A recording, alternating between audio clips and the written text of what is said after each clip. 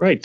This is our community's house. We're all guests in it here to serve our community. My name is Mike Little, Mayor of the District of North Vancouver, so the pleasure falls to me to welcome you all here to our regular meeting of Council for Monday, June 1st at 7 o'clock. Council, we have an agenda, Council, we'd like to start off the meeting in a good way, and Councillor Forbes has offered to do our land acknowledgement.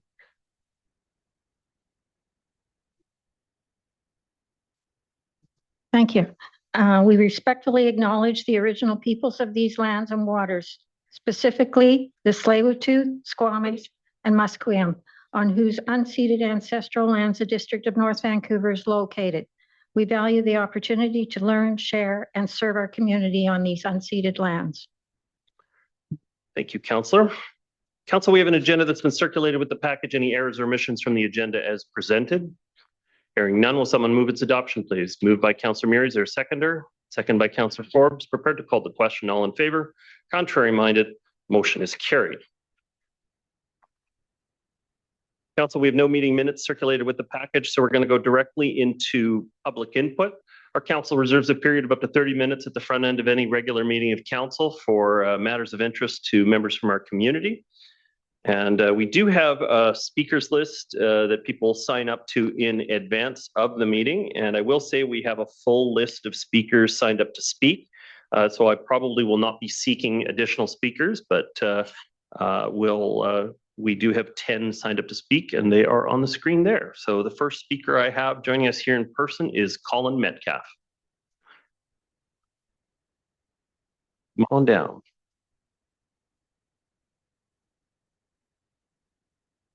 Welcome, and when you're comfortable, you have 3 minutes to address the council.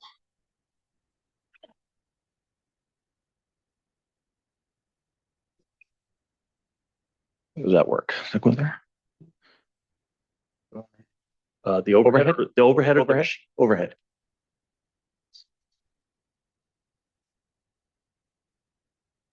Doesn't really zoom very much right now, though. I'll leave it in the tray for the council.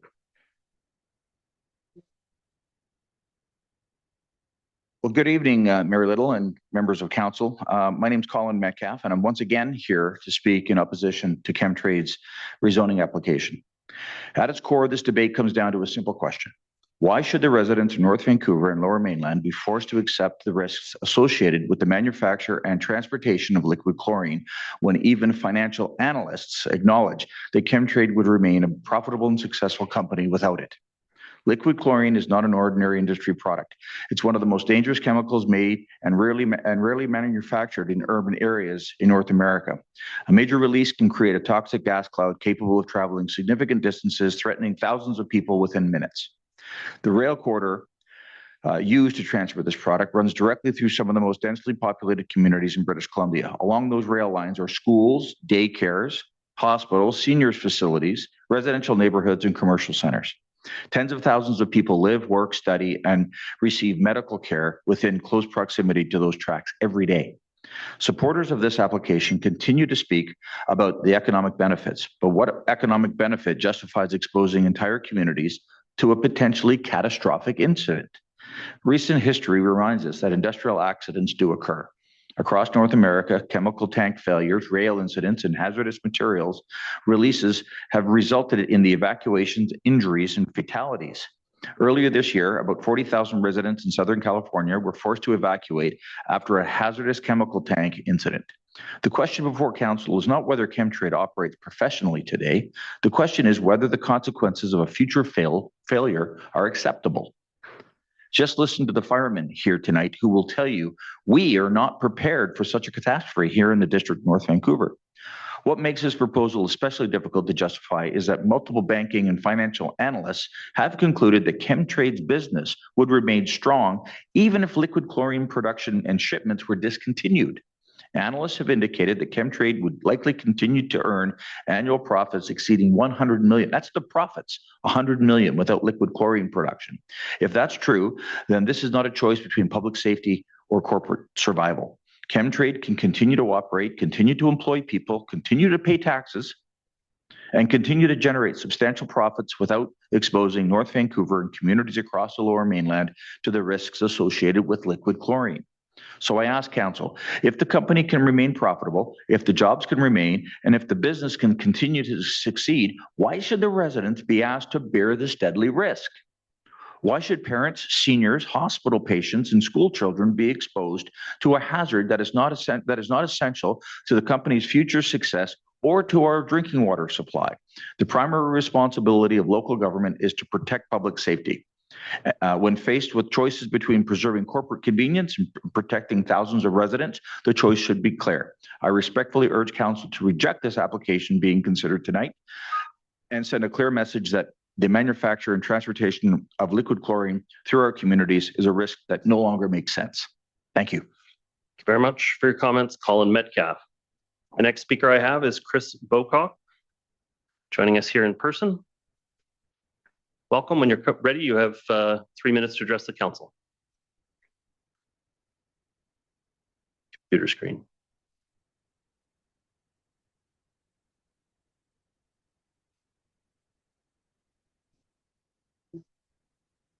Slides. All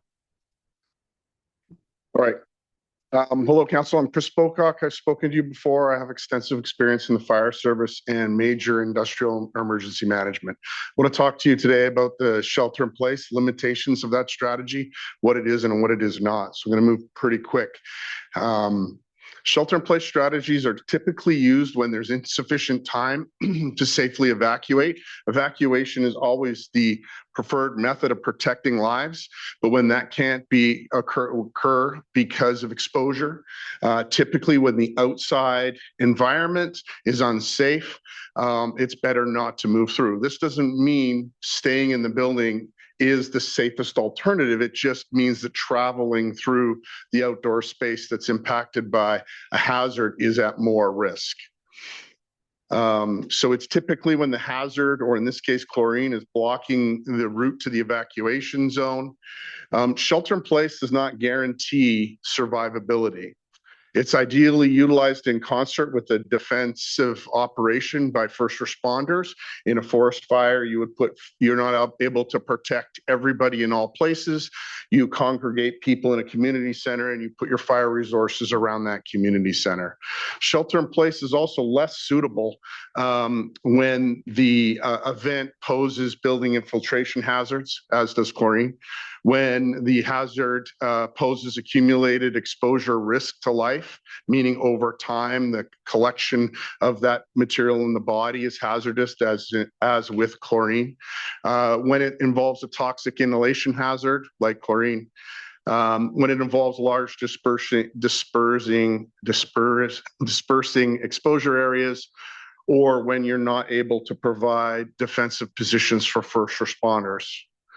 Also, vulnerable citizens are not always able to escape under their own power, and thus they have to wait for rescue or stay in the positions found. Sheltering in a building may be less hazardous, might be safer than traveling through a chlorine hazard. Critical for shelter in place effectiveness versus a chemical like chlorine is the citizens assigned a significant number of responsibilities. If the building's ventilation system continues to exchange air with the outside, what's happening is that system is actually bringing chlorine into the building. This is fine for someone who is very comfortable managing the ventilation system in their house or home, but not always the case for every individual. It is important to understand that building infiltration by chlorine can expose sheltered residents to indoor conditions that are fatal. And if you order a shelter in place, it's imperative that you actively manage that, understand what the rates of infiltration into that building will be, and what the safety hazard is going to be to the citizen. Thank you. Great. Thank you very much for your comments, Chris Bocock. The next speaker I have is Aidan Kyle, joining us here in person. Welcome. When you're ready, you have 3 minutes to address the council.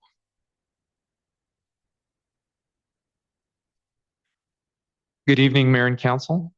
Thank you for the opportunity to speak today. My name is Aidan Kyle, and I'm here to speak in support of agenda item 8.4, the residential rezoning bylaw.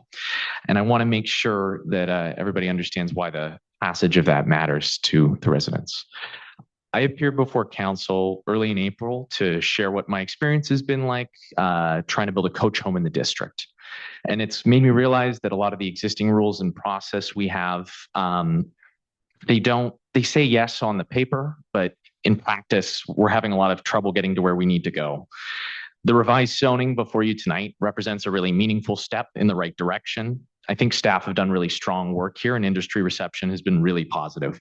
And speaking as a resident, a young father, and someone with roots in the community, I want to reiterate that coach homes are one of the few paths that North Shore families that already live here have to stay here. And it aligns with exactly what the OCP calls for. Tonight is an opportunity for you guys to deliver on that commitment. This isn't a future problem. Families are making decisions right now about whether they can afford to stay in this community, and some of them are in this room, including people who've been waiting so long they wonder if they're ever going to see it resolved. Think about my daughter and think about them. You were elected to make decisions like this one. So the question is simple. Are you going to invest in the future of this community now, or will this be deferred again, left to another council in 2027? The outcome isn't inevitable, but it does require a choice. Your choice. Thank you for your time. Thank you for your comments, Aidan Kyle. Next speaker I have is Colin Armstrong joining us virtually. Colin Armstrong, can you hear me? Yes, I can hear you. I can hear you as well, but I'm going to have you speak directly into the microphone. You're coming in a little bit soft. Is this better? It'll do. Thank you very much. Go ahead. You have 3 minutes to address the council. Thank you. My name is Colin Armstrong. I'm a group lead and senior principal engineer with Accutech. I spoke in February in relation to the chemtrade rezoning bylaw, and here to respond again to some of the responses that came after that. Addressing rail transport in the QRA, chemtrade stated that they only considered the risk of stationary chlorine rail cars on site.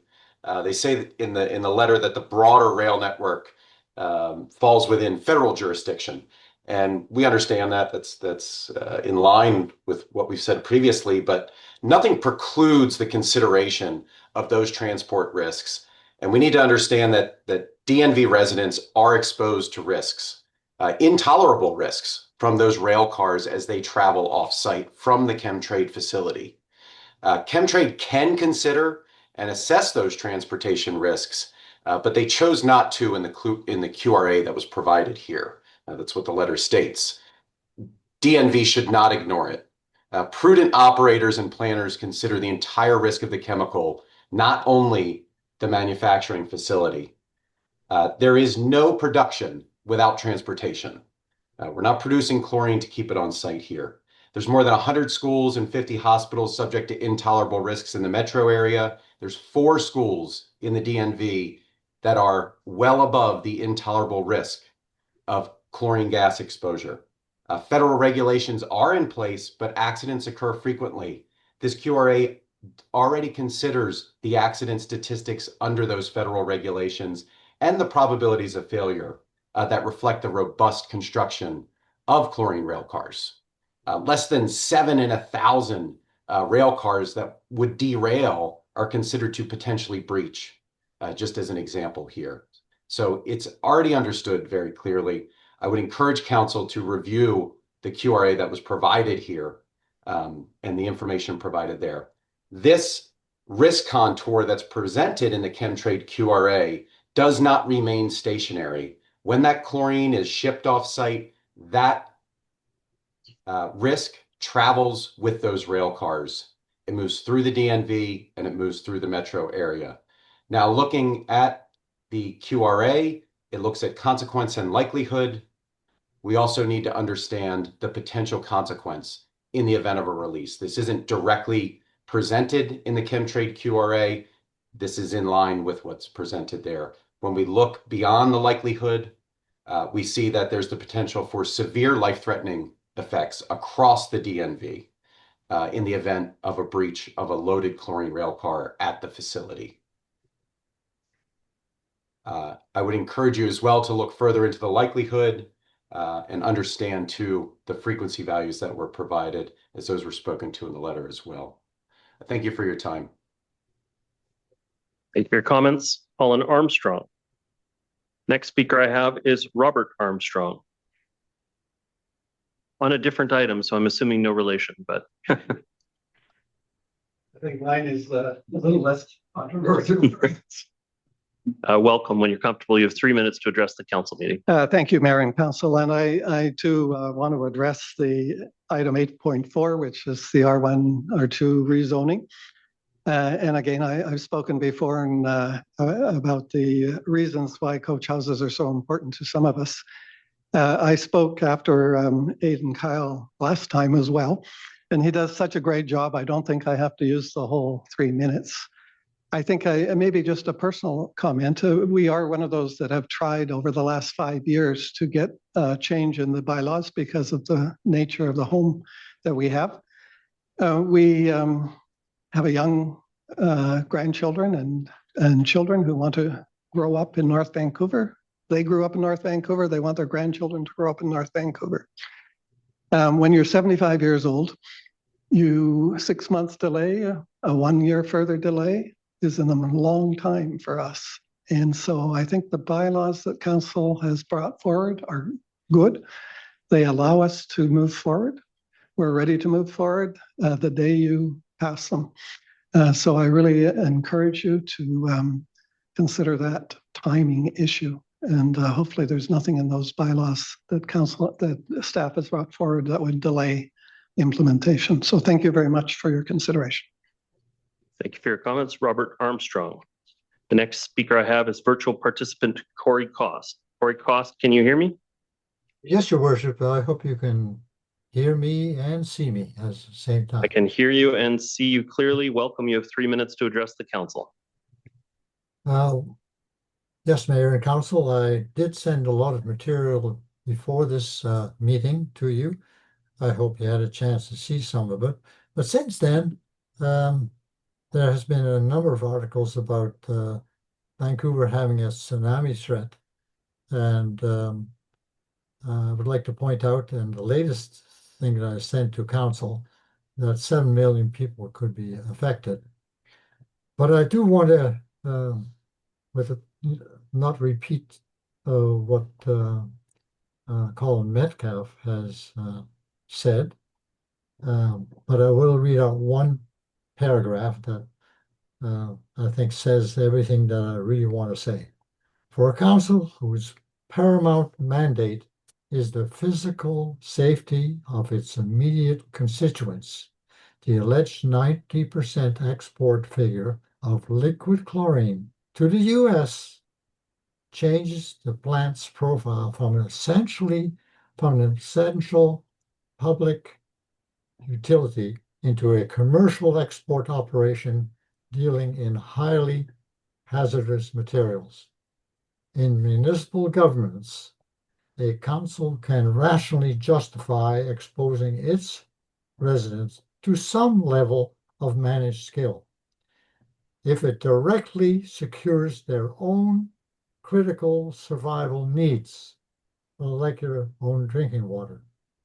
However, forcing residents to live under the shadow of a worst-case scenario plume for an export product fundamentally shatters that compromise, providing a powerful, rational catalyst to vote for a permanent shutdown of liquid chlorine production. Thank you. Thank you for your comments, Corey Cost. The next speaker I have joining us virtually is Michael Graveson. Michael Graveson, can you hear me? Yes, thank you, Your Worship. I'm going to share my screen. Please let me know if you can see this. Yes, I can see it. And I have the full screen this time. Okay, good. I'm going to refer to Chemtrade's May 15 letter to Council, the myth-busting section, where they pretty much admitted that everything that we've been saying is true. The first myth is where Chemtrade said that their chlorine is directly used for water treatment. So they admit that this was false and fixed it in one website, but they've been saying this for years. This is Scott Rook, Chemtrade's CEO, back in April of 2025. He said liquid chlorine is used to treat municipal drinking water. Do you actually think that the CEO of a billion-dollar company made a misstep? I don't think so. I found 13 different places where we were misled by this issue. These were not missteps. This was a calculated strategy to fearmonger the province and the DNV into thinking that without their chlorine, water would not get treated. The next myth, most of Chemtrade's chlorine is used for water treatment in Canada. They admit that this also wasn't true. I said from the beginning it's less than 5%. Most of their chlorine goes to the US. All they said in this section of their letter is to explain why chlorine demand is so low. Now, this one is where they say they won't make bleach because bleach won't work. But they already admitted that bleach is used everywhere because it obviously works. Chemtrade could absolutely make bleach on site without liquefying chlorine. Stop saying that bleach doesn't work just because it would only consume 5% of your chlorine. That's a whole different issue. The next myth is where they said that they will reduce on-site chlorine storage. They're only removing one fixed tank because, quite frankly, it's on port land. They are not reducing on-site storage. They only decided to not count the rail cars, which doesn't make any sense. Just because they are shipping them eventually doesn't mean that they don't exist. And by the way, they are required to report these cars for emergency response purposes. Now, this one is where they said the status quo is the only way to go, but they also said they could continue to operate in theory, even if they didn't liquefy chlorine, just as the two gentlemen said before me. This is not just a theory. Again, I said this last week. There are 12 companies at least that already do this. They don't make liquid chlorine. They don't ship liquid chlorine. They make the same products as Chemtrade. They have lots of employees and they make tons of money. This is the last myth that I'll address, is that not making liquid chlorine would impact our other products, namely caustic and HCl. Now we're getting to the real story. This was never about being critical for water treatment. Caustic soda is by far the most profitable product that Chemtrade makes at this site.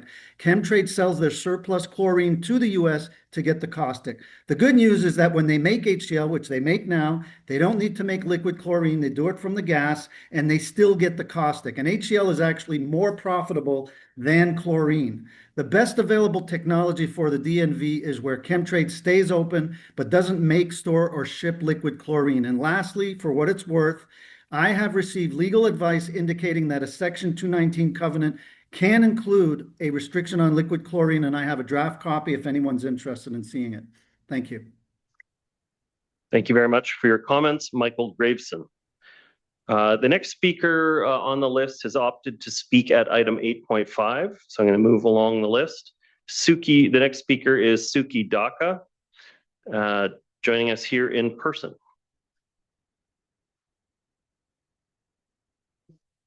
Thanks for the opportunity to speak, Mayor and Council. I'm speaking as one of the owners of 328 and 332 Seymour River Place. We have an application in for a building. We're asking for a couple of exceptions. One is parking and one is density. This has been a journey for us. We started this 8 years ago. We've been through several planners. We've been through many iterations of plan designs. We've been very, I think, in favor of working with city staff and trying to make sure that we get something that's quite amenable and valuable to the district. In 2017, we acquired the land. We put up with one of our consultants, Integra, we built a plan out. It was 6 stories. That came back and the staff asked us to, hey, can you incorporate the lane? So we went back, we incorporated the lane in 2018. Then in 2019, we got feedback, 256 pages of feedback.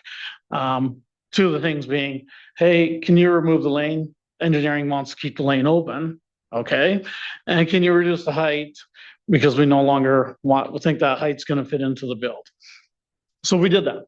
So we reduced the height, reduced the build. And then, we're coming into 2020, 2021, and it's just not feasible, right? With today's economics and everything that's happened, we brought on consultants like Michael Geller to help us. We've just been going through the different iterations, trying to find something that is workable, one, financially, two, brings value to the community, and three, maybe offer something alternative so younger people can acquire housing, incorporate some low-income housing as well. We've taken all this into consideration, and we have what we think is a viable product. We came to design review, we had unanimous approval, and now we're taking next steps, and we're still running into, I guess, a bit of hiccup with city staff of, hey, just too many parking stalls, more parking stalls are required. So our exception is, I think it's 4 or 5 stalls beyond what is allowed. And that's what we're asking for, that this council consider the application, really look into what we're trying to do and build. It's different, it's unique, it works. And give us an opportunity to move forward with it. That's really what we're looking for. That's all I have today. We have some consultants who have questions, our architects here, Michael Geller's here, who helps us with the planning of this. So, yeah. Thank you very much for your comments. Mr. Kidaka. The next speaker I have is Gontran Paget. Well said. All right. Thank you. Also speaking to 8.5. Welcome. When you're comfortable, you have 3 minutes to address the hearing or the council meeting. Will do. Okay, speaking to Seymour River Place. Good evening, Mayor and Council. My name is Gontran Paget.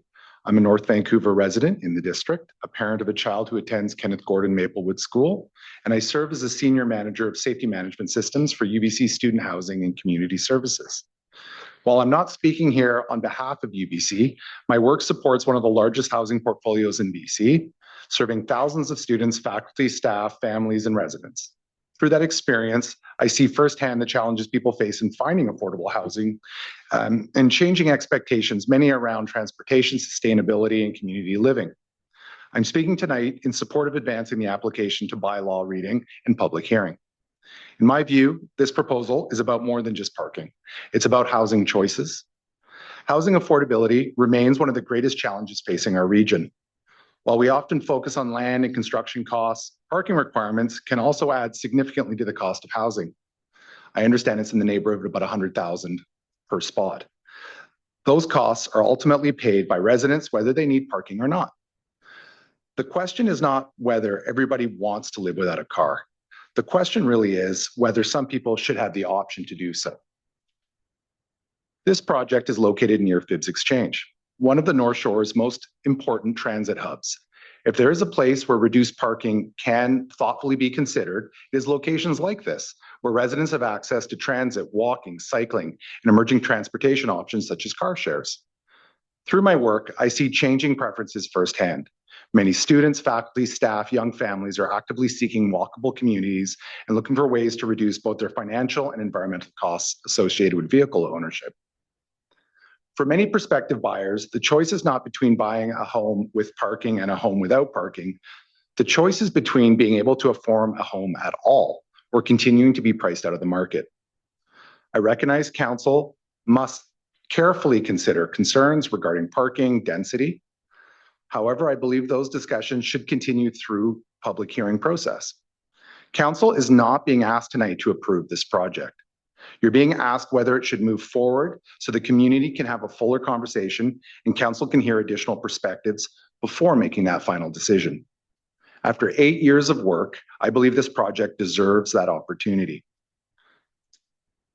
At a time when housing affordability, sustainability, and transportation choices are amongst the most important issues facing our region, I respectfully encourage council to advance this application to bylaw reading and public hearing. Thank you for your time, your service, and your consideration this evening. That's all I have. Thank you. Thank you very much for your comments, Gontran Paget. Welcome. Okay, council, that looks like about a half hour, and we have had 10 speakers speak, so I'm going to carry on with this evening's meeting. And I do have 2 additional speakers that will be speaking at their agenda items, so there's still 2 more public speakers to come. At this point, we have a delegation, and so at this point, I'm going to welcome up Dr. Alexandra Choi. And just while you're getting comfortable, just explain a delegation is a little bit different from normal public input. It's an opportunity for organized people who represent different organizations within the community to come and do a 5-minute presentation, followed by a Q&A opportunity with the council. So it's a little bit different than a normal 3-minute input period. But welcome, Dr. Alexandra Choi. Thanks very much. I apologize. I was actually informed I had 10. So I will try and move through this rather quickly. All right. So as we said, my name is Dr. Alex Choi, and I'm the Medical Health Officer for the North Shore, just recognizing that Vancouver Coastal Health provides services on the nations of 14 First Nations, and we are very grateful for their stewardship since time immemorial. I want to start off just by looking big picture at the health and wellness of folks on the North Shore. And you can see this is looking at life expectancy in North Vancouver compared to the rest of the VCH region and BC. And you can see it that off the bat, to be honest, this is a really good news story. We do really well in terms of life expectancy. Not only that, but we actually do very well in terms of not just length of life, but also quality of life throughout that lifespan. So this is looking at, on the left, those who are reporting excellent or very good general health, and on the right, very good mental health. And you can see that in both categories, the District of North Vancouver performs considerably above the rest of the Vancouver coastal region. This may be because of many of the amenities that residents of the District of North Vancouver enjoy, including great access to green space. And we know this is very protective for mental wellness and helps people stay physically active. Perhaps that's the reason why so many of our residents get sufficient physical activity and have a strong sense of community belonging. However, when you look at the disaggregated data, you can see that these benefits are not enjoyed by everyone. So for instance, if you look at sense of community belonging and social isolation, we note that younger males in particular fall behind females and older adults. Another area that we're significantly concerned about is seniors' falls in the community. So unlike many areas where the North Shore and the District of North Vancouver specifically does very well, with respect to falls, we actually find that we have between 20 to 40% more falls-related hospitalizations. And this is very significant because about 1 in 3 of those who are hospitalized with falls will end up in long-term care, with their quality of life significantly changed. And we know that this is increasingly important because the population on the North Shore is aging. So in 2024, about 1 in 5 people on the North Shore were 65 or older, and in 10 years, that's going to be about 1 in 4. It's the reason why things like the age-friendly strategy are so important. To address things like housing as well as access to services, we know that, for instance, when it comes to housing, we have probably about 120 people on the North Shore every year who wait in our hospitals for a long-term care bed, anywhere between 3 months to a year. And this is really what's causing a lot of the capacity issues, because these folks are in homes that no longer serve them, usually large single-family houses that are no longer serving the population. And as we plan for that population, it's also really important that we pay attention to infrastructure. Things like, how do we support people who can't drive anymore, who need mobility devices, making sure that we have sufficient sidewalk infrastructure to actually keep these people healthy and independent for a long period of time. These types of transportation-related initiatives, we just heard from someone who is saying maybe decrease the parking spots, can also not only help with health, but also speak to things like climate change impacts. Unfortunately, we're already seeing many impacts of climate change now. We're working with some of your staff to monitor mosquitoes because we're seeing new mosquitoes carrying diseases in our population now. We're also seeing water scarcity as an increasing issue. Many people will know, of course, about the restrictions, and unfortunately, these are expected to only increase, leading to the need for measures such as metering and pricing to make sure that we maintain water, which is a key part of public health. I'm going to skip this slide and go on to unregulated drug deaths. So it would really be impossible to talk about the health of our population without talking about toxic drug deaths. We continue to lose between 20 and 30 residents per year on the North Shore due to unregulated drug deaths. And I do want to recognize the important work of the Standing Committee on Substance Use in doing things like the Purple Chair campaign that combats stigma. But this continues to be a significant problem. I believe later today, there's going to be a motion brought about vaping. We know that on the North Shore, we have disproportionate numbers of youth who vape, about 33%, larger than the proportion in the rest of the VCH region or BC. And most of these kids start around the age of 13. A lot of this can be addressed through things that the municipality has direct control over, such as the number of stores and locations that sell tobacco or vapor products, as well as the number of places that you can use vapor products within the municipality. And with that, I thank you for your time. Great. Thank you very much. I have a couple of questions from the presentation, if I may. So I guess I'm trying to get to the next step of the analysis. Like, why do we have more seniors that are having falls resulting in injury?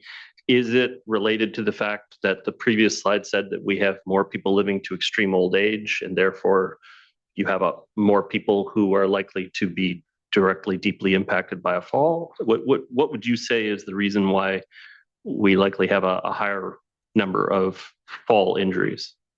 If I'm being completely honest, I don't know that we have the entire answer. So this is something that we're currently looking into, looking at a chart review of those who are falling, those who are ending up in hospital, those who are ending up on that alternate level of care list, which is folks who don't need to be in hospital but can't go home because their home is no longer safe for them.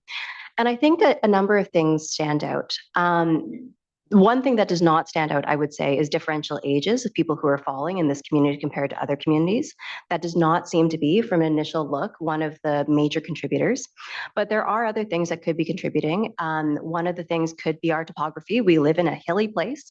That is true. And it could be that that is contributing. We also know that a lot of folks who are in our community who are older are living in quite large homes that are not necessarily incredibly friendly for folks who are developing mobility issues. And so that could be another reason that folks are not living in places that are suitable for them anymore.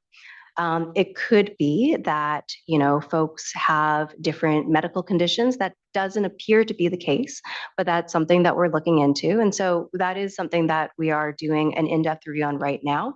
I could come back and give you a better answer probably in 6 months to a year. But for now, I think we're really looking into everything that could contribute to it. But I think right now, those are probably some of our leading hypotheses. Yeah, I'd just be interested in how it could affect municipal policy. I know there are a number of multifamily developments that have, just as an example, lined up closets in order to be able to produce a future elevator so that you don't have the staircase issue in a number of townhouses. But the uptick, I understand, is actually very low of people actually converting them over. And so, I'm going to ask the same question about the next portion too, is municipalities are very good at copying one another. If you can tell us who's doing it well, usually they're quite willing to share what they are doing well in it. And so I guess I'll just say, I'd love to know, as you look into it deeper, which municipalities have a lower fall rate resulting in injury and what it is they're doing from a policy perspective that is helping them with that. And then I'd kind of like to apply the same question to the piece about vaping. Again, municipalities copy the best practices from each other and offer the best practices to each other readily. And so what municipalities do you think have the lowest rates of vape usage, and why, and what the municipal policies could lead to it? It's hard for us to just say, well, it's possibly the number of stores, or it's possibly the spaces in public, it's possibly this or whatever, until we tie it to that kind of data in other locations. But because we actually have a huge portion of the district that you're not allowed to vape. And so I'm just kind of curious, as you dig deeper into the data, which municipality is doing it well, because we can copy policies with the best of them. Absolutely. And that's exactly what we're going to do. It's funny you say that so let me go through the first question first, the one about what can we do around things like seniors housing. So, I had some of these things in my slides. If we look at the infrastructure, so the places where people fall, a lot of people think that people frequently fall on stairs. That's actually not the case. According to our data, the most frequent place to fall is on even ground. It can be a little bit sloped. There can be some sort of trip hazard, but it's generally even ground as opposed to things like steps. When we are doing the review that we're going to be doing, we are going to be looking at some of the best planning practices with respect to falls, but we already know what some of these are. And when we're planning, for instance, transportation networks, how we're building out sidewalks, we know that if we look around at the District North Vancouver, there are quite a lot of places that have fairly narrow sidewalks, that have trip hazards, that are not those kind of best practices in terms of how we can build walkable communities for folks. And that is probably part of what's contributing to it. Now, I can't tell you 100%. I already said I'm going to go back and do the review. So when I have that data, I'm happy to bring it forward. But the second phase of that review is looking at what kinds of design elements are really at play here and could be for planning purposes. And actually, we've already engaged with both your planning and transportation departments to start discussing those things and start to look at those policy reviews. Now, with respect to vaping and tobacco, I actually have more concrete answers for you. And perhaps I wasn't sufficiently strong in my presentation. The number of places that you're able to vape and the places that you're able to use tobacco products 100% makes a difference. That is probably one of the strongest things municipalities can do, is decrease the number of spaces where you can vape and use tobacco products. I know there are many places in the district where you can't. And if we look globally, the places where you can smoke and use vapor products more places are the places with predictably higher smoking rates. It's the case that anytime you increase the number of places people can do something, when you decrease that barrier, you increase uptake. It's the same thing with access. So, we have on our screen again the number of places where you can buy tobacco and vapor products on the North Shore. We didn't just include the district, we included part of the city too. But you can see that we do have quite a few places where you can purchase vapor products. And we know very well from the literature that when you decrease the number of places where you can purchase these products and use these products, you decrease vaping rates. There are a number of places within BC and worldwide that have done, I wouldn't say a better job, but they've taken a different route than what we've done here. And they've actually said, we're not going to allow any more vapor shops to open. We are not going to allow any more places where people can vape. And they've actually increased the number of places where people can't vape, both by increasing things like buffer zones from doorways. So, you have the minimum standard that's expected by the province, but some people have increased that considerably to about 25 meters. And they've also increased the number of types of places where people are not allowed to vape. Another one with youth is looking at buffer zones around schools. So some people, and we do know that this makes a difference, have said that you cannot have a place where people can vape or a place where you can purchase vapor products close to schools. So those buffer zones also do make a difference. Most of those on a municipal level are done through zoning and business licensing. There are also things on a provincial and federal level. For instance, I think it is abominable that we sell vapes in cotton candy flavors, in flavors that are specifically marketing to children. I think some of the marketing really needs to be cracked down upon as well. But looking at things that are within municipal jurisdiction, the number of places where you can access vapor products and the places you can use them absolutely make a difference. Even though before we even approved a single vape shop, we had a vape problem. That's right. So it's true that, do you have complete control over these things? You do not, if I'm being realistic. There's a significant online market. There's influencers peddling vape products all over the place. You don't have complete control. Neither do I. But we all have incomplete control and partial control. And the things that you have partial control over absolutely make a difference. Councillor Hanson. Thank you very much for that discussion about vaping. That's going to be apropos, irrelevant to a topic we're coming later in the evening.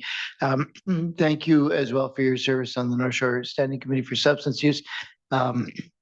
Really appreciate your passion in my contact with you in that committee. I thank you for that. Dealing with the issue of unregulated drug deaths, and we hear about these deaths. It's appalling, and it breaks our heart every time we look at these numbers. But there's another issue that I've been bringing up, which is brain damage or brain injuries caused by toxic drugs. And I wonder if you could comment a little bit about the state of the science on that issue, the prevalence of, like, if we have these numbers here, high of 25, low of 11, in different years for deaths in the district. Do we have any idea of the prevalence of brain injuries caused by unregulated drug deaths and the consequences of those brain injuries? Thank you. Thanks.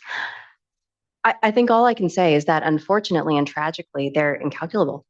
I think that unfortunately incalculable. In that it would be very difficult for me to compute exactly how many of those we have because they're so frequent.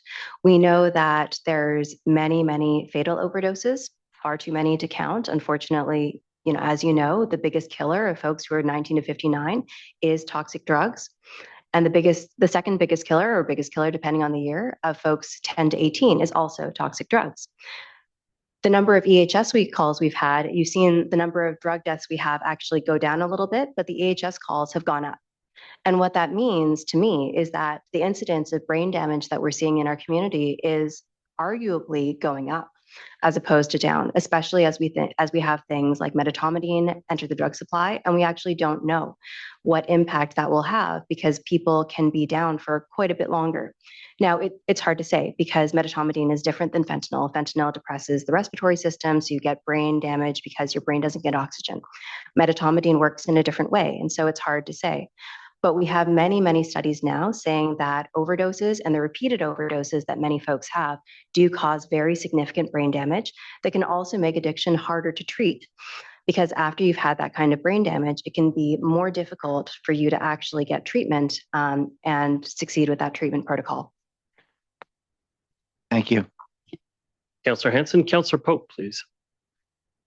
Thank you very much. And welcome back. It's so nice to see you here again. Picking up on a couple of these points, I'm just wanting to follow from this because I was aware of the large number of mental health problems that are developing now because of the naloxone. And because is it the naloxone itself, or is it because until they are resuscitated, they don't have the oxygen in their brains? Yeah, that's right. Okay. It depends, again, it depends on the substance. Unfortunately, with a toxic, unregulated drug supply, the problem is you don't know what's in it, right?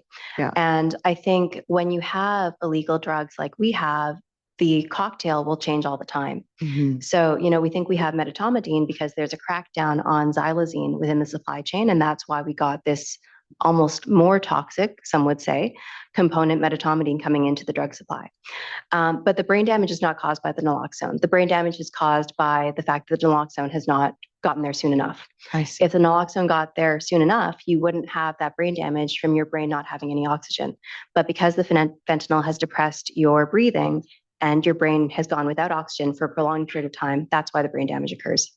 Yeah. And so this confirms my theory that we're in store for another huge wave of mental health problems on our streets and in the hospitals and everywhere else, that is going to be another whole sector that we will have to plan for and house and take care of. I unfortunately think that's absolutely right. I mean, I think that's why we try to provide all the services that we do, right? From handing out naloxone to try to get people on treatment pathways, because we do anticipate that wave as well. I completely agree. Yeah. As far as the falls go, that is disturbing about how we have so many more falls here in North Van. The first thing that occurred to me was because I play pickleball with a bunch of 80-plus-year-olds. Is that the reason why we're so much more active here in North Van? I entertain any possibility, but I would say that has not been the finding thus far. Okay. Just thought I'd throw it out there. And vaping. What's interesting to me about this is that I think initially, and still, many people feel that it's not that harmful, that it's not actually that harmful to kids' brains to be vaping. But I think from what I've read is that, now we know we have much stronger evidence that it actually is very dangerous to young people's brains. And I just wondered if you could elaborate on that a little bit about why everyone should care about vaping among youth. I completely agree. I think you hit the nail on the head. Those people who don't think that it's dangerous are wrong. So in terms of young people's brains, so we know that nicotine has a differential impact on the developing brain compared to the fully grown brain. And we know that chronic use of nicotine can impair everything from cognitive performance to memory to attention. And when you're using it as an adolescent, that is a much more serious consequence. We also know that it can cause the acute lung injury that we saw a number of years ago. I think folks would probably remember that period where teenagers were ending up in the ICU because of vaping products. We also know now that it can cause cancer, cardiovascular disease. There are a range of very negative impacts that you see from vaping. Sometimes people like to say, well, it's better than smoking. And to that I say, well, yes, if you are better than something that kills 1/3 of your users, is that great? So if you're killing 1/4 of your users, is that really acceptable? I think that, that people like to point to a debate, and there is a genuine debate for people who smoke. Would it be better for them to use vapor products to try and get off smoking, traditional nicotine products, cigarettes? Perhaps that's possible. But those people, again, coming back to some of the regulatory features, those people would probably use, cigarette flavored vapes. They don't need the cotton candy. They don't need the Reese's Pieces flavored vapes that we have around now. That's not who these things are appealing to. And I think, again, when you look at young people, that's where you can accumulate the most damage, not only for your brain, but for a lot of your other organs as well. Thank you. Thank you. Councillor Ma.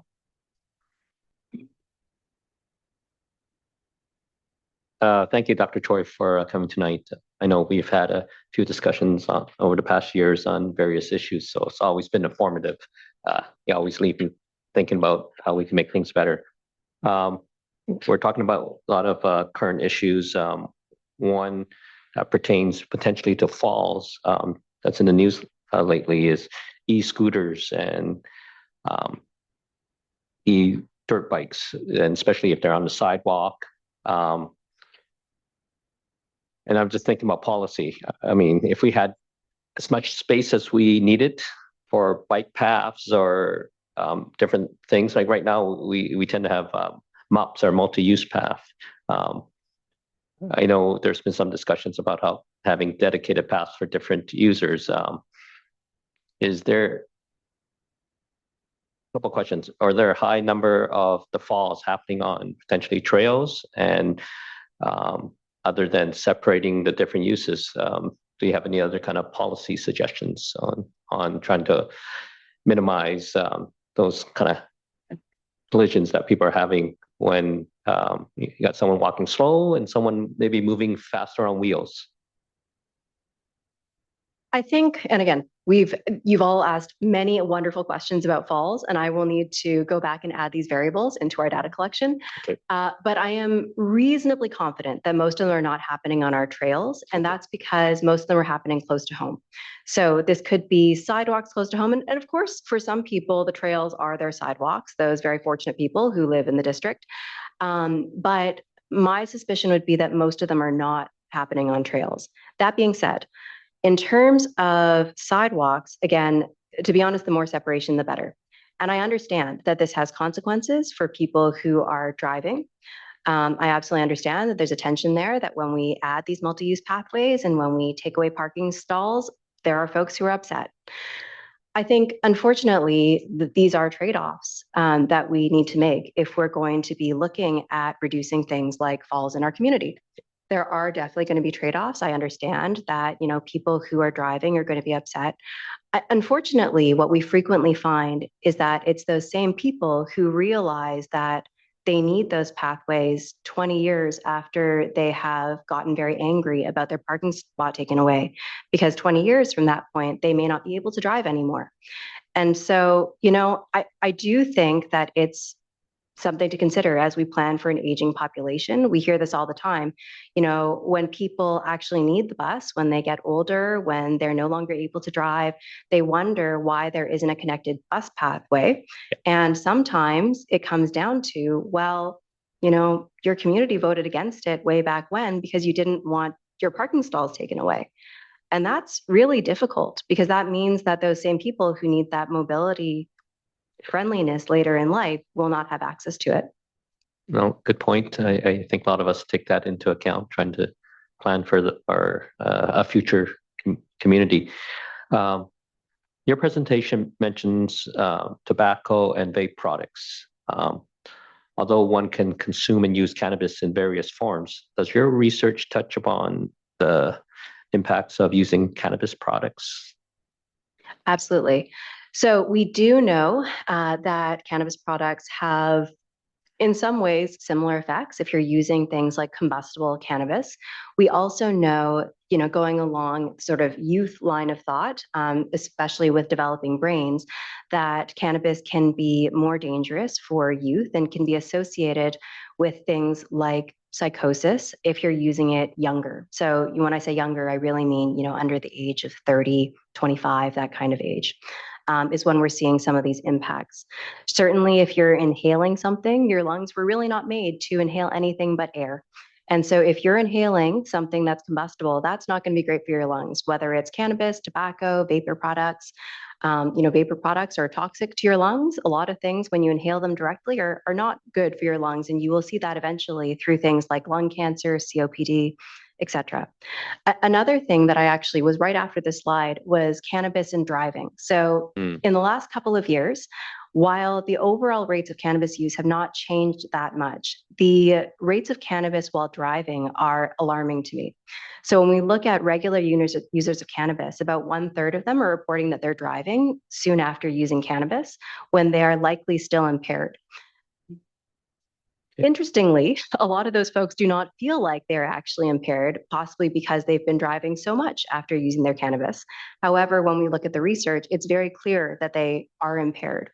And, again, when I was talking about social connection having disproportionate impacts, when we look at things like the toxic drug crisis, when we look at things like cannabis use, these also disproportionately affect a population.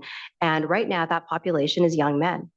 We see that most of the people dying of toxic drugs are young men. A lot of the people who are using cannabis, who are being targeted by these industries, are young men who are really suffering as a result of the impacts of these substances.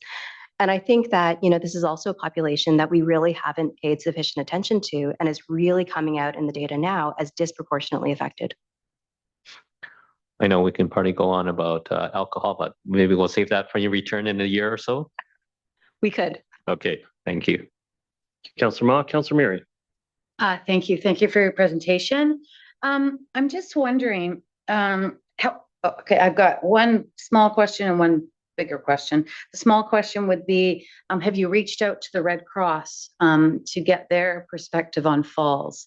We have a Red Cross rental depot in our Lionsgate community.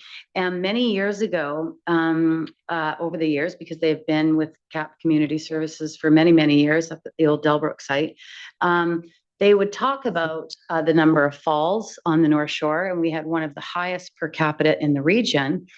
And it was because there's lots of us that are seniors that maybe think we're not seniors, and we like to get up on our roofs and our decks and clean the needles off.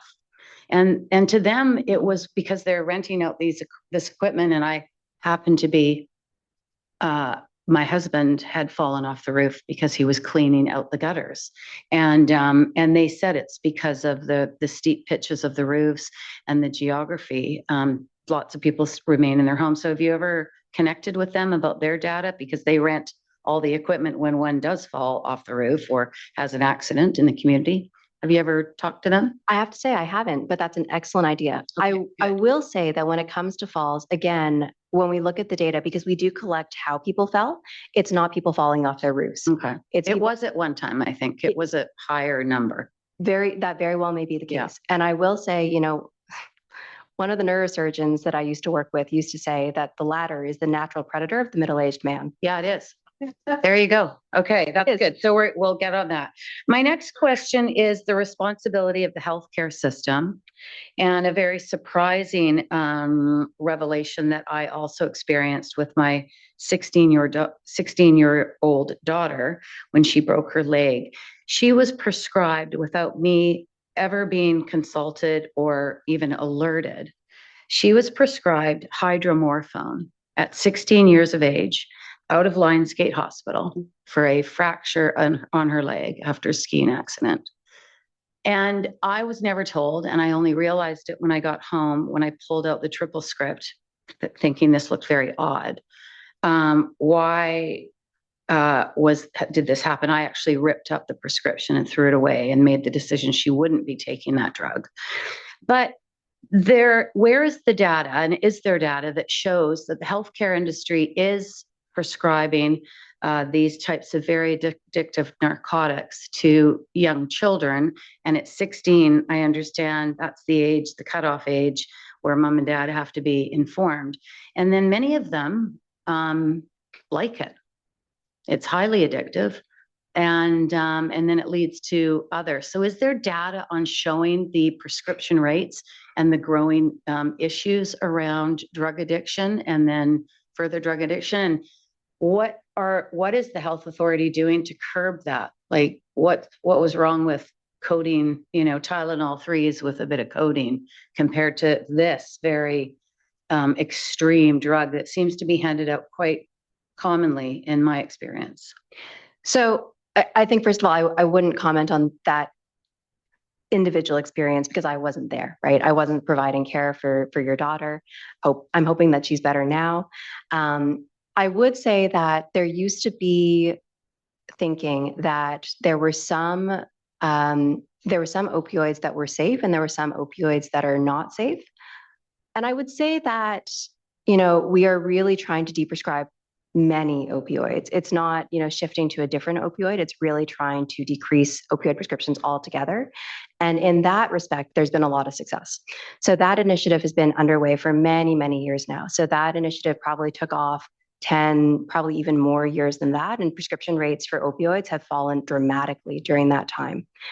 It is still appropriate to prescribe them in some circumstances. Again, I would not comment on that specific one. I was not there. I was not providing care. It can be appropriate for the short term in some circumstances, and in many circumstances, in fact, and there are still good uses of it, but prescription rates have fallen dramatically. Because it's given as this is my last question, Mayor Little, sorry, thank you.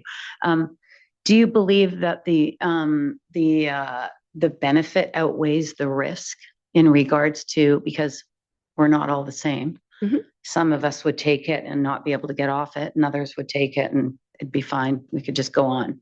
So do you believe that the increase in using narcotics like that in the general public for pain medication is a risk that is too much?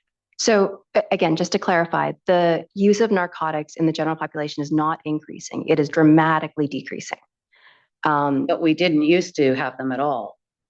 And now it started to go up and it's going down, and that's great. But so I guess you'd have to define the time frame. It's true, hundreds of years ago, we didn't use any narcotics. We have been using opioids for quite a long period of time, but the rates are dramatically decreasing and have been for some time now. Okay, thank you. Councillor Back. Thank you very much, Dr. Choi, for your presentation. You've given some really great information here and appreciate all of your comments. I just wanted you to touch on, if you could, the issue of family doctors, access to family doctors on the North Shore. Is that an issue that is continuing to be prevalent? And I wonder if you could speak to that at all, and if there's other models of care that interest you or anything that we could be doing to promote different models. I think fortunately, this is one of the areas where I get to tell a really good news story. I think the Division of Family Practice on the North Shore specifically has been remarkably successful at recruiting family doctors. I think, it speaks to the wonderful community you've all built, the quality of life that folks have here. In some years, I hear of over 20 family doctors being recruited to this community from a variety of places, new graduates, people coming up from the States, people coming from the NHS, a large number of places they're coming from. Most people now, if you need a family doctor, you can get on the list, and they should be able to find you a family doctor. So I think it's a really good news story for this community. And, I think it's really thanks to the North Shore Division of Family Practice that we have that. We're very, very fortunate. That's excellent. Great to hear that positive update. Thank you. Thank you. Just one last comment on my part on the vaping question. So my kids are all in this age group, 17 to 24. I've got 4 kids and know a lot of kids that are vaping in the community. And just one particular kid comes to mind that had was a daily user of both marijuana and vape products separately, the vape products for nicotine and then also marijuana products separately, multiple times each day. It took them 1.5 years to get diagnosed and in for ADHD treatment. And once they started on their ADHD treatment, within 2 months, they quit on their own for the other products. They were using those products to quiet their mind. Absolutely. And so because it was so hard to get properly assessed, they ended up using those products that are dangerous to their health for far too long. And so just like with car accidents and people getting into pain medication and that being the gateway into a lot of addiction, I think for young people, it's whether it's natural nurture, whether it's because they're on, phones all day or devices that keep their brains so agitated, they're seeking ways to calm their mind. And one of the things they're going to is these vape products. And so in your analysis, we also need to figure out how to make sure kids are getting input into the system and proper treatment for other issues, because it may just simply be a coping mechanism for them in those circumstances. I totally agree. Most substances are, right? When we look at all substance use, whether that's toxic drugs, whether that's cannabis, whether that's nicotine, a lot of it really comes down to trying to cope. A lot of, one of the most significant and consistent findings is really trauma in terms of what drives substance use. Now we can have, different specific events that led to that overdose or that substance use. But the most consistent thing is that this really stems from trauma and people really just trying to make it through. I absolutely agree. I think that's one of the things, again, shout out to the Division of Family Practice. They're also addressing how we can make sure that people with ADHD, other mental health conditions, especially children and youth, are getting the treatment that they require. I have to say it's a really challenging problem. So we've been seeing over the last 15 years rates of mental illness, whether that's depression or anxiety or eating disorders or substance use, really going up among children and youth. And that's been a very challenging problem for the system to figure out how to cope with, because the rates at which it's increased has far outpaced the available opportunities and capacity of the system. We are actively trying to address that, absolutely. And I use the royal we here because I really think it's a team sport, really. The entire system is trying to address this, trying to do everything from making sure that all frontline providers are able to provide the most up-to-date ADHD treatments and diagnoses, to scaling up, to try and do outreach, doing all sorts of things. So, I think it's a really active problem that's on the minds of many people right now. The division, I just came from meetings where we were talking about exactly this, how to scale up treatment for things like ADHD, because we know that a lot of people are not accessing treatment, and that's definitely leading to a lot of the substance use that we see in communities. Right. Thank you very much for your presentation. I'll move receipt. Seconded by Councillor Murray. Prepared to call the question. All in favor? Contrary minded? Motion is carried. On behalf of the council, thank you very much for your delegation today.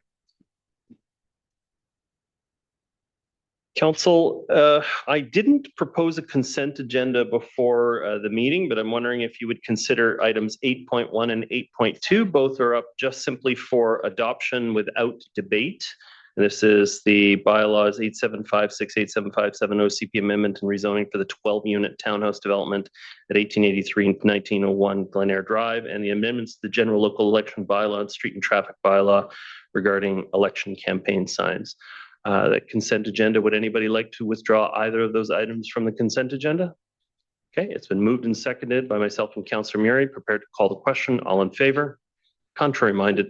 Motion is carried. So if you came here for items 8.1 or 8.2, they have just been passed. Next item up for discussion is item 8.3. We do have a member of the public that signed up to speak to this item.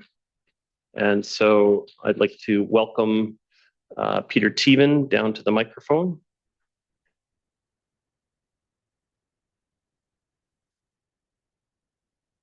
Really don't want you to be a fall. The doctor just left. But it's worked. I own scaffolding. Ladders years ago. Safety. Make a word chair. I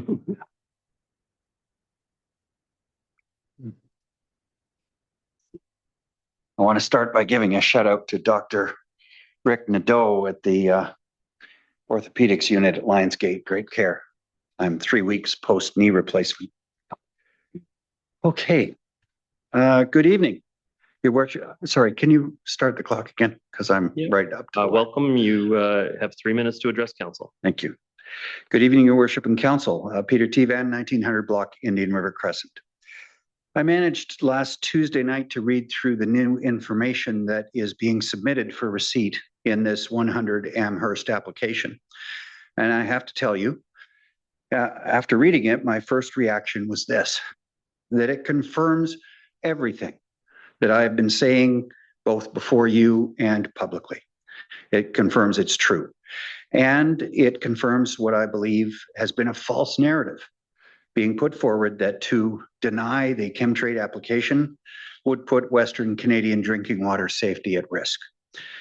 What is also made plain by chemtrade's submission, the one being received tonight, is evidence that they now admit that drinking water safety is not at risk in Canada, and that this question is really about corporate profits and the caustic soda market.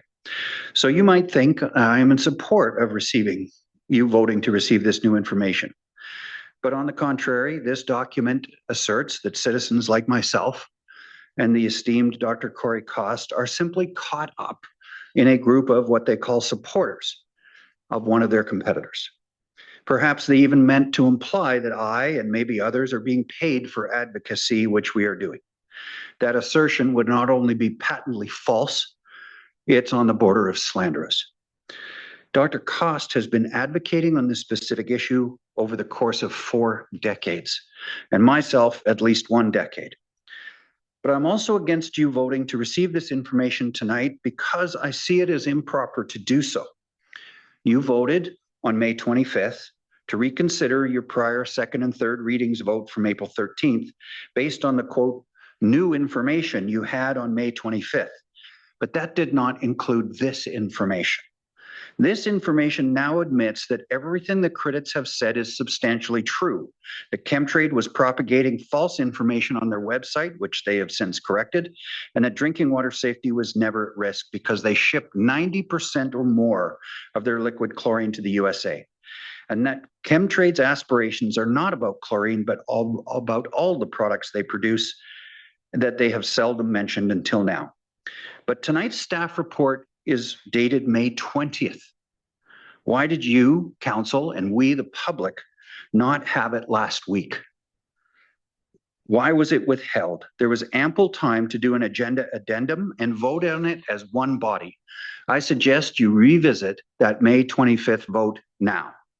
Otherwise, this report and its date, in my opinion, both compromise your May 25th vote and as we all deserve to see these confessions a week ago. I'm almost done.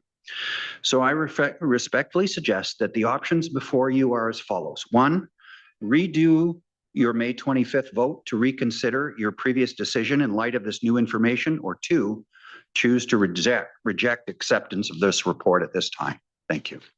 Very much for your comments. Peter Teven. I'll leave this in the tray in case you want. Okay. Thank you. Right. At this point, do we have any comment from staff on what's been included, or is this just simply a matter of putting the information into the record? Mr. Milburn, do you have opening comments on the matter? Yeah, thank you, Your Worship. Just very brief comments, and then Yan Zhang will have some additional comments. Just to note, the information before you tonight is in addition to likely other information. We are receiving additional questions, both from the public as well as council, and we're looking to prepare answers for those questions in consultation with the applicant and in advance of the public hearing. So there will be more information and more responses coming out as we receive more questions. This is the first round, if you will, of responses from chemtrade to the questions received at the time. There will be more to come, no doubt. Thank you. Thank you. Yan Zhang, do you have additional comments? No, Your Worship, that's what I was going to say. Thank you. Okay. I'll be moving the recommendation. Is there a seconder for the recommendation? Seconded by Councillor Hanson. Not much else to add. This is what we said we would do, is that we would, when the item came back for reconsideration, implied in that was that there was new additional information to be considered before the council, before the public had their discussion at the public hearing stage. And so all of this information is available to the public in openness and transparency, so that when we have the public debate, that this will be available. I will ask the clerk when we, what is the intended date time for the public hearing to commence? Thank you, through your worship. The public hearing is scheduled for Tuesday, June 16th at 7 p.m. Okay, so, and I guess I have one follow-up question to that, to the clerk then. How will information from the previous public hearing and from input given from residents like this today be considered in the new public hearing process, the new record? Thank you, through your worship. Any written correspondence and correspondence submitted for the public hearing from the reconsideration point going forward will be included in the public hearing additional materials and public input received, including information and input from the previous public hearing. So all input from first reading at the time this bylaw was considered and additional information provided will form part of the record going forward. How will verbal contributions through the public hearing meetings themselves or input like today be managed or handled? Thank you, through your worship. There is reference to the video footage from the previous public hearings is available online for review. We can place a page with a link in the additional materials posted online, just drawing to the link to that. I would say that we will post a link from this recording in the additional materials as well. However, would encourage anyone that wants their comments to be captured in the public hearing record to speak at the public hearing, as that is the appropriate time to provide verbal comments. Thank you very much. Councillor Murray, or sorry, Councillor Hanson, you were the seconder on the matter. Did you have a comment? No, just to thank Mr. Tevan for his comments. Encourage Mr. Tevan to come to the public hearing and make your views known. There won't be a time limit at the public hearing. If you have, you can come back for second and third times. Thanks, staff, for preparing the information. It is, as you say, Mayor Little, exactly what we said we were going to do. And I also just am going to emphasize that for my part, I'm not going to make further comments about this proposal between now and the public hearing. I look forward to receiving all of the information. I encourage all members of the public to let their views be known, and our views on the matter will then be crystallized and stated when we vote after the public hearing. Thank you, Councillor. Councillor Murray. So I've never seen us do this before.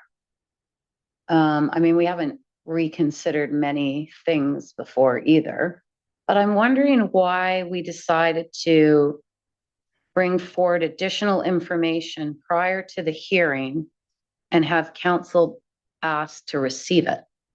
Like what? We were trying to find an official way to share what had been shared with the council and with me leading up to it. And so this forms it as part of the record. It's publicly released. Everybody has that information before we proceed through to the public hearing. Check in with the clerk. Thank you, through your worship. It is unusual. We don't often, or council does not often reconsider items this way or in general. I would say that this was a way to provide as much notice for the report to the public prior than it just joining part of the additional materials presented at the public hearing. So this was to give about 2 weeks advance notice for those interested in the public hearing as well to review the report. Did we say that online? That we're doing it this way because we're trying to find a formal route? Is that on our website or? Through your worship, it's not posted, but all the public hearing materials will be posted tomorrow. So there will be more information posted online tomorrow, which this will be part of the record for that. So this is just to enter it into the public sphere prior to and draw attention to additional information. So I think sometimes we think in a bubble that we think because this makes sense for us, that it should make sense for everybody. And I'm not sure that's the case. I think there's been some confusion with some other writers that have sent in information in regards to this item, and the way that this has been brought forward. And I think in these very unique circumstances where we actually do move to reconsider something, I think we just have to make sure that everybody understands what we're doing instead of us trying to justify what we're doing to make ourselves feel like we're ticking all the boxes. I think that's just communication. That we just have to communicate, because we talk to people in the community all the time, and we need to understand, not just you, but I appreciate why you did this, but I think council collectively needs to understand this. And I think we've been challenged with that on lots of things, where we're not really understanding everything. So I think that's an important point to make.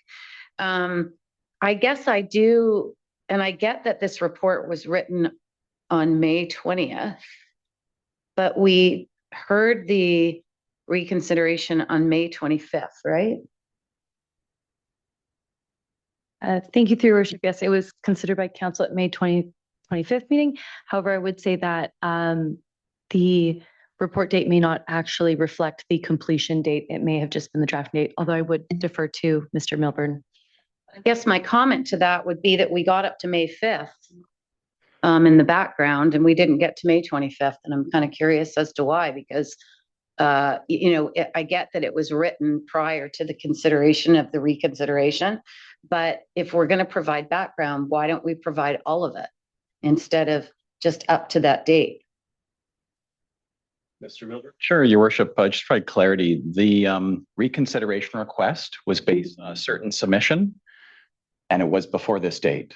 And the report from staff was prepared before May 15th. And so the information council saw in considering the reconsideration was the exact same information the mayor had at his disposal at the time.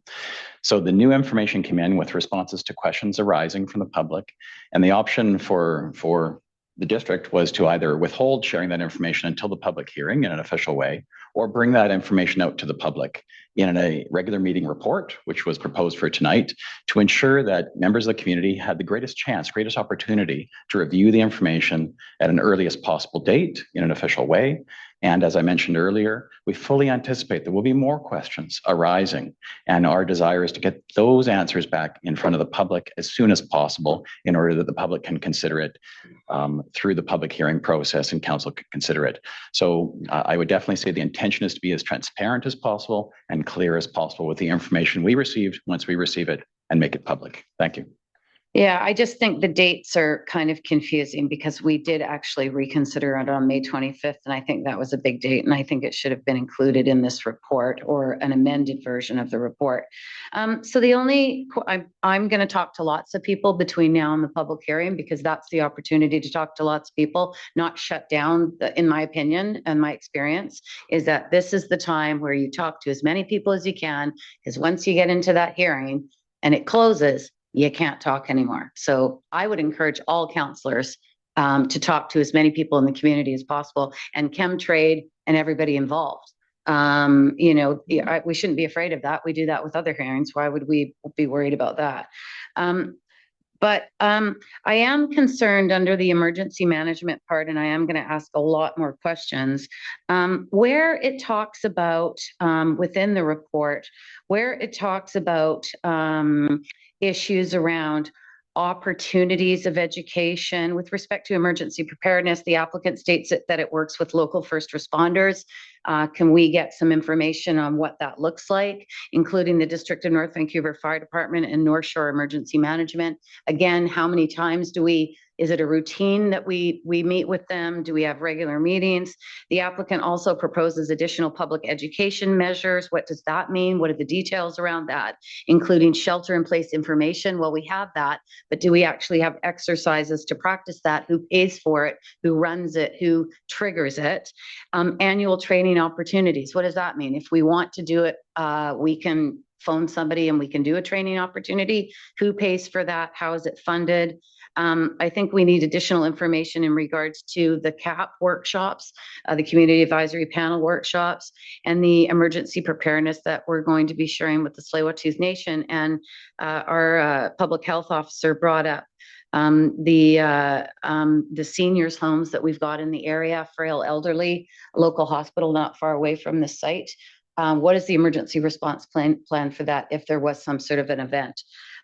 So I'll take, thank you very much. So I just think there's sort of generalities around these kinds of pieces of information, and I'm looking for details on how that emergency response actually works. How is it done every year? We've talked about, having sort of a consistent approach to things. And I think this is something that needs to be consistent as well. Not even really just in regards to chemtrade, but we have a number of chemical plants in this community, and we have a big industrial waterfront. And I think that we should understand the kinds of events and how what the response looks like, who's responsible for it. Is it us, or is it them, or is it a combination of the two groups? And who triggers those exercises, workshops, and training opportunities. So those are the kinds of details that I'm looking for on all of this. Thank you. Thank you very much. Councillor Pope. Thank you, Mayor Little. I'm prepared to vote in favor of receiving this report because we are going to a public hearing, and it is important that we in the public have as much relevant information as possible. The report has highlighted some of the safety and security measures chemtrade has in place, but tonight I have a question that relates to security measures that are being taken by chemtrade in regards to upcoming FIFA games and events. I'm asking because during the 2010 Winter Olympics, Connexus, which was chemtrade's predecessor, quietly moved its chlorine rail cars out of North Vancouver.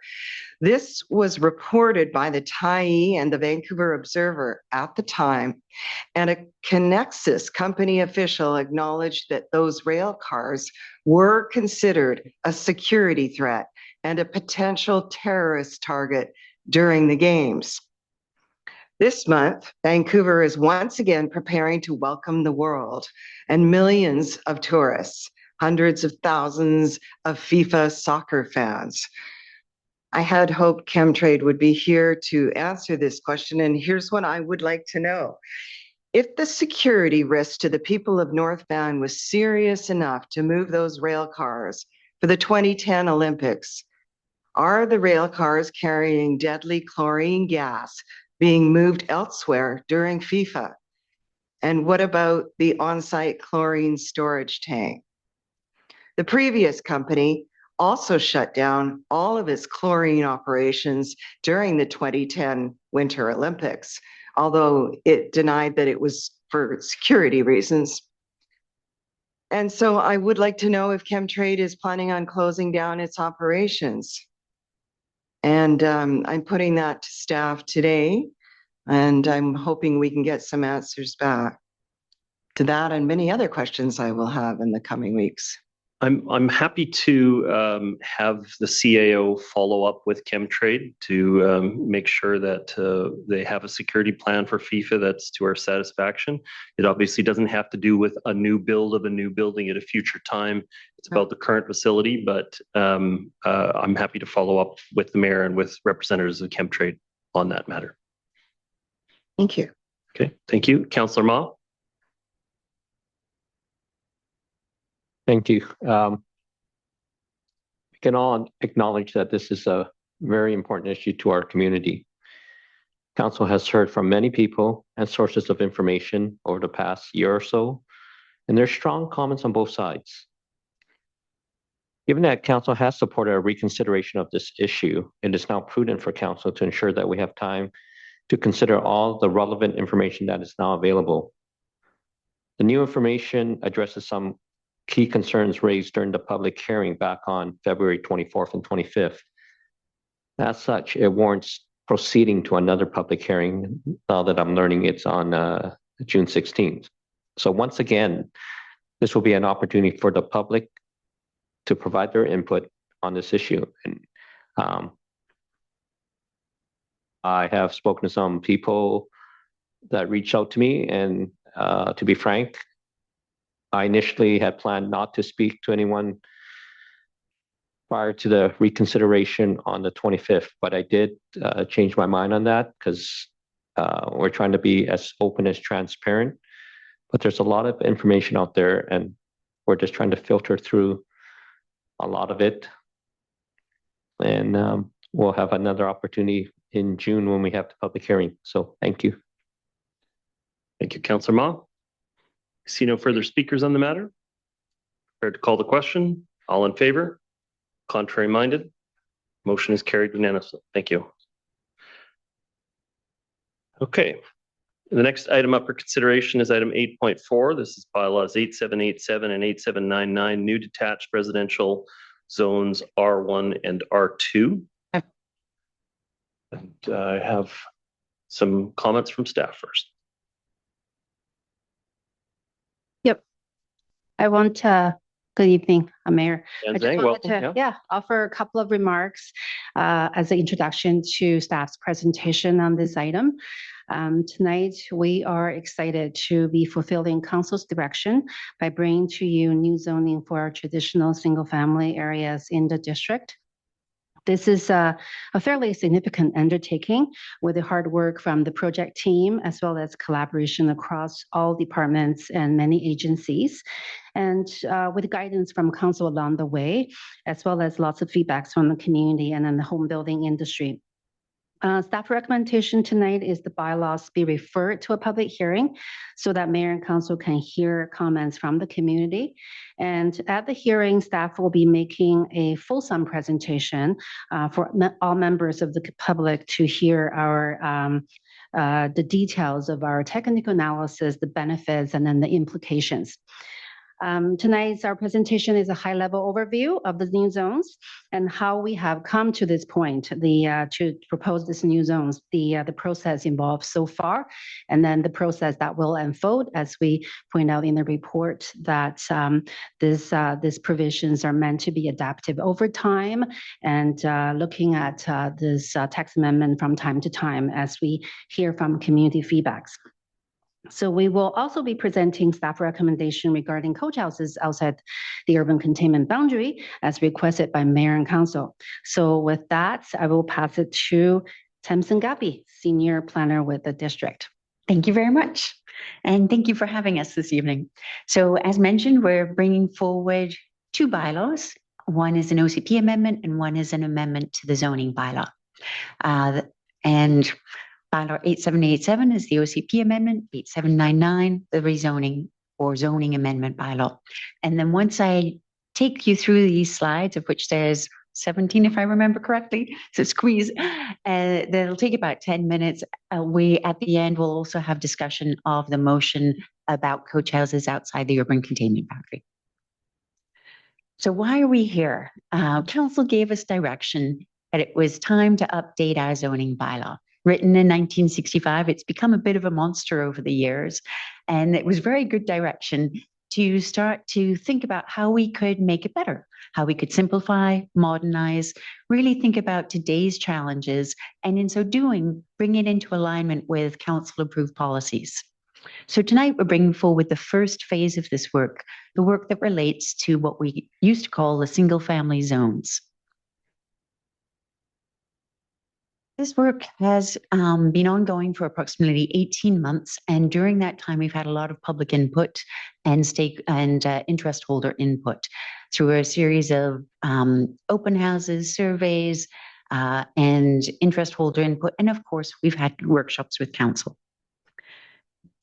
During this period, there were several key themes, and they're going to resonate because you've heard them again and again yourselves over the years of people who come out to talk about ground-oriented housing. A key one, and it's probably the biggest driver, is the need to improve the livability of secondary suites. The fact that more and more homes are being built with fully in-ground basements, and that is where the sweet is. Many people came out just really concerned that that wasn't a good living option. We also heard from a lot of people who came out because they were interested in multi-generational housing, thinking about how they could make their single-family homes work better for their kids and their parents. Especially when dealing with people who are actually working with the regulations, local designers and builders, really is a need to simplify the regulations. Also, from a staff perspective, it would be helpful to simplify them. And when we started this process, it was just after that flooding in 2024. And we heard from a lot of families who had been impacted, had basements flood. And so really thinking about how we could be more resilient going forward. So it's not surprising that the council endorsed guiding principles for this really reflect what we heard from the community, because of course they were built based on community input. And again, it's about improving livability, addressing climate resilience, simplifying regulations, less so for tonight's piece, but still supporting economic development, facilitating housing diversity, and thinking about those factors while still thinking about what makes our neighborhood special and maintaining development rights and development potential for existing single-family home owners. So basements is really the key thing we need to think about, and where there's going to be the most change and the most benefit as we change our regulations. We want to make sure that we improve housing access to daylight. We improve emergency egress for suites. We reduce overall construction costs, and that relates to how deep your basement is in the ground. We reduce flood risk, both from overland flooding, but also from backup sewers and things like that. We reduce the impacts on groundwater flow and have a lesser environmental footprint, and also reduce the carbon emissions associated with intensive concrete use. So the next couple slides just give you a high level some of the key changes. Of course, they're in more detail in the report itself, and we'll be happy to go into more detail at the public hearing. But as we think about how to improve the livability of basements, we want to essentially get this basement area, if you can see where my mouse is, to have a window in it. And that means allowing a taller floor to ground to roof height. So one of the key changes is we are now allowing 3 stories above ground. We've been allowing 3 stories for a long time, but the basement has always been tucked into the ground. And we want to get it lifted out of the ground or potentially completely above ground. And so we're proposing to increase the building height, but to have a 3-story limit. So you're not trying to squeeze in a 4th story in the attic or something like that. We also want to count all floor space equally. So get rid of the incentive that exists for building basements. The next slide talks a little bit about some of the key changes around how we can better use front yard areas. So allowing buildings to come a little bit closer to the front, but also continuing to permit what we call these side entry garages. That's what's shown on the left here, where essentially you drive in and you turn to the side. They tend to be wings of buildings that are closer to the street. And we're proposing that those can stay, but also now be converted. And again, getting rid of the incentive for garages and allowing that living space to be used as living space. And that changes that floor area calculation again. Also permitting this area to be a 2-story height. And then the third key set of changes have to do with housing diversity and really making it simpler to build coach houses and simpler to build livable and family-oriented secondary suites. So getting rid of or changing the size limits so they can be larger, and also adding a 500 square foot additional floor area if you're building a coach house. And this third set also has slight changes to how we calculate floor area. So where are these being applied? The map on the left shows the bulk of the single-family areas in the district today. Currently a mix of 19 different zones and a little sprinkling of RM zones as well. They are approximately, oh, I don't have the number, I always forget it, it's 19,000 something, a lot of lots. And they're going to be going to the new R2 zone. So those are the lots that currently permit a house suite coach house. They are still going to be a house suite coach house. As we move outside the urban containment boundary, which is the line shown in pink on this map, into the rural and alpine areas, then we move to the R1 zone, which is just a house and a suite. And again, those are shown on the map on the right, and these maps are in enlarged versions attached to the package. So I kept mentioning that there are different ways we're going to be counting floor area, and I wanted to flag that because that's what's triggering this OCP amendment. In our existing official community plan, the rural residential and the detached residential designations include with them FSR caps. And as we change how we calculate floor area, then we exceed these caps. The zoning will continue to have a cap in it, and it will continue to meet all other requirements of the OCP in terms of the type of housing and in terms of the units that are permitted. But we are recommending that Bylaw 8787 go forward because it eliminates this one aspect of those designations. This is a possible timeline. Should council be interested in moving this bylaw forward, or these bylaws, I should say, forward, then we could have a public hearing as early as June 23rd and move forward with bylaw adoption this summer. Should council wish to consider amendments, if there are amendments that have already been proposed and discussed, we have sample language ready to go, and that could be done this evening, allowing us to continue with this timeline. Otherwise, of course, there are always other options. So turning now to first our recommendation and then the alternative policy.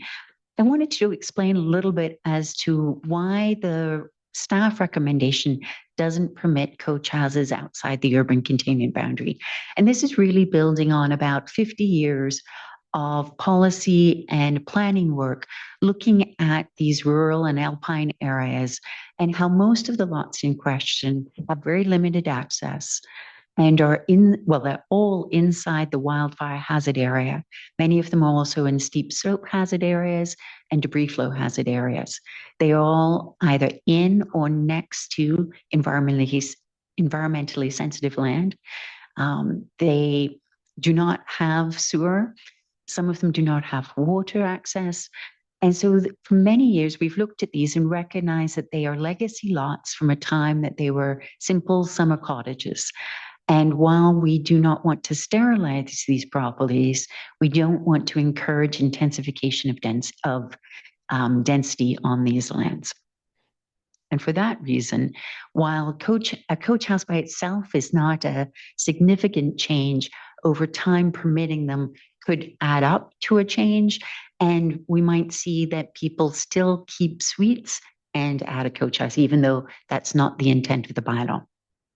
So moving forward with the option that council requested, we have coach houses as an option outside the urban containment boundary. Our recommendation is do not permit, but should you wish to, there's a very simple change that can be done that would allow coach houses to be permitted and considered on a case-by-case basis through a council-issued variance process. The other option, or option 3, is that we refer the bylaws back to staff and consider a different way depending on what council might prefer. Thinking for a moment just about next steps and the rest of the bylaw process, we are of course working on the other zones as well, the multifamily, commercial, industrial, and so on. And we hope to bring them back to council when council has an opportunity to reconsider these ideas later this year or early next year. Well, we'd be quite happy to have additional workshops on those. And this is the motion. That is the staff recommendation. And again, we have other motions ready. So at this point, I will turn it back over to the clerk. But we are here for any questions you may have. Great. Thank you very much for your presentation, Ms. Guppy. There are a couple of amendments that are probably going to be considered in the process. And one way we could approach this is we could just put the main motion on the floor and then separately consider those amendment motions, or we could have the motion go on the floor with those considered. And I think it's probably best to put the motion on the floor as is, and then have the discussion about the amendments at that time. And I'm going to be proposing an amendment. And so even though I'll be putting forward the staff recommendation, I do intend to do a future amendment. Is that problematic for the clerk? Thank you, through your worship. Nope, that will be fine for me to manage. So to start us off, I am going to put the staff recommendation on the floor. Is there a seconder for the staff recommendation? Second by Councillor Hanson. Yes, my own comments on this. I do think it's time that we started consolidating our services in the zoning bylaw and updating our regulations.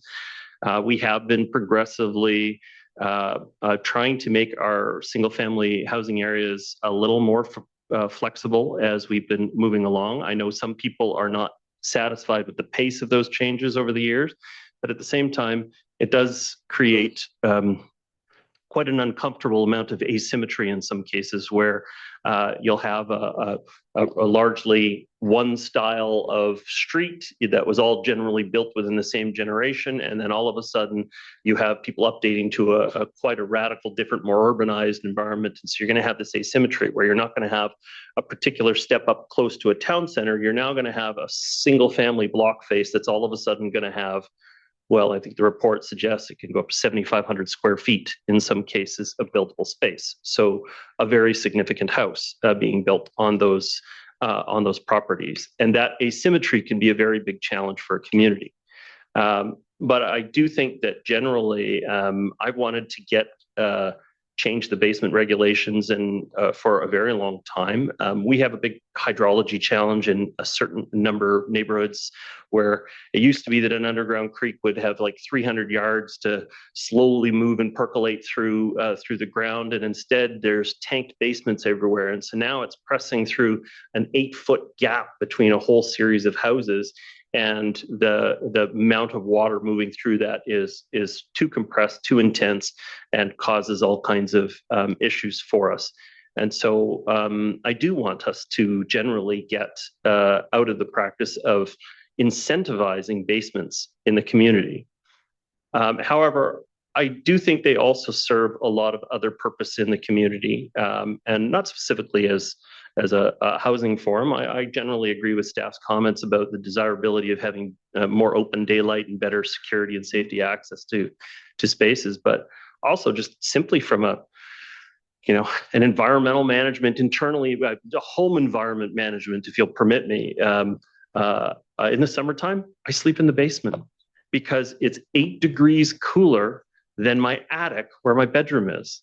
And our house will be non-compliant under this new regulation, my house, in many ways. One being that the basement would no longer be compliant, and 2 being living up in our attic, which is the 4th floor in our layout, which is the oldest heritage home along Mount Seymour Parkway, is the top 2 floors of my house. And so because of that, it's a 4-story house, and it wouldn't comply with these regulations if it was destroyed in a fire. I could build something 3,000 square feet larger, but I couldn't build the heritage home and style that's on there right now. It's not about my house specifically, so I'm not going to touch that part of things. But I will say that I want to address this question of whether basements are not permitted or whether they're just disincentivized. And so the amendment that I would be proposing is to affect your table numbers 1 and 3, I believe, was 1A and 1C, which is about basements in both cases. And I would like to have that altered so that basements are still permitted. They're just no longer incentivized with an FSR exemption. Okay, and so that amendment is now on the floor. And so it's been moved and seconded. Just want to check. Ms. Guppy, I think you were working on some wording for that piece today.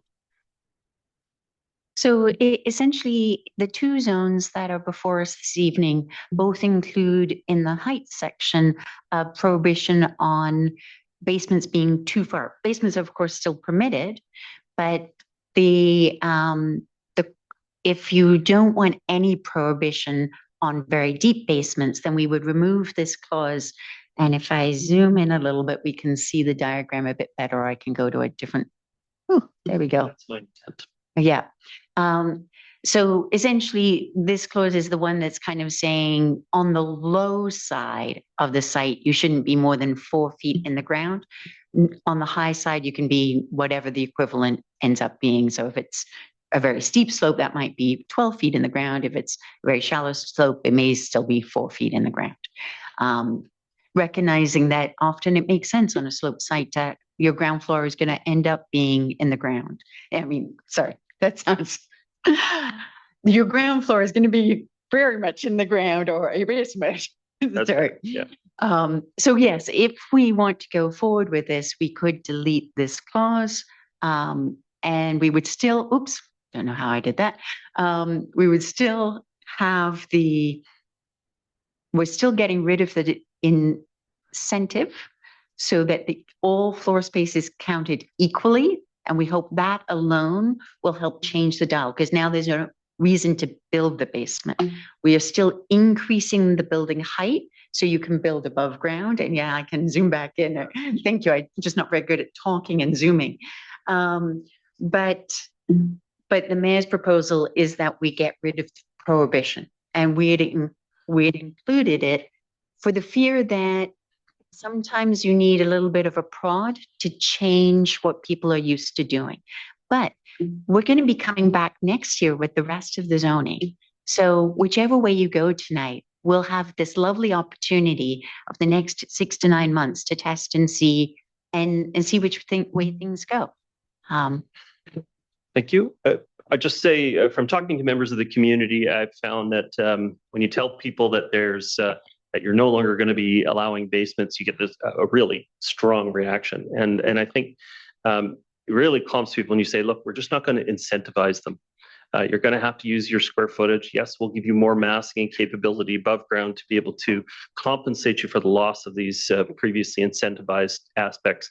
And then the community generally calms down on it. So I don't want to see us accidentally have a situation where huge swath of our houses are now legally non-conforming or couldn't be replaced if they were significantly modified. And also, I happen to think that on some lots, a basement is a very desirable trait, and when it isn't a hydrology problem in that area. But anyway, at this point, I'll be supportive of this motion. Councillor Murray, on this amendment. Councillor Murray on the amendment. Yeah, I support the amendment. I mean, incentivizing people to pull their basements out of the ground is a massive incentive if they understand what they have to do to address building a basement in the ground, which is the stormwater management plan, which has become chronically challenging for many, many, many residents and builders to manage. It's very costly. It's very lengthy. We've had a significant number of complaints on a regular basis coming in. And we did it because we were submerging the basements and displacing the water table.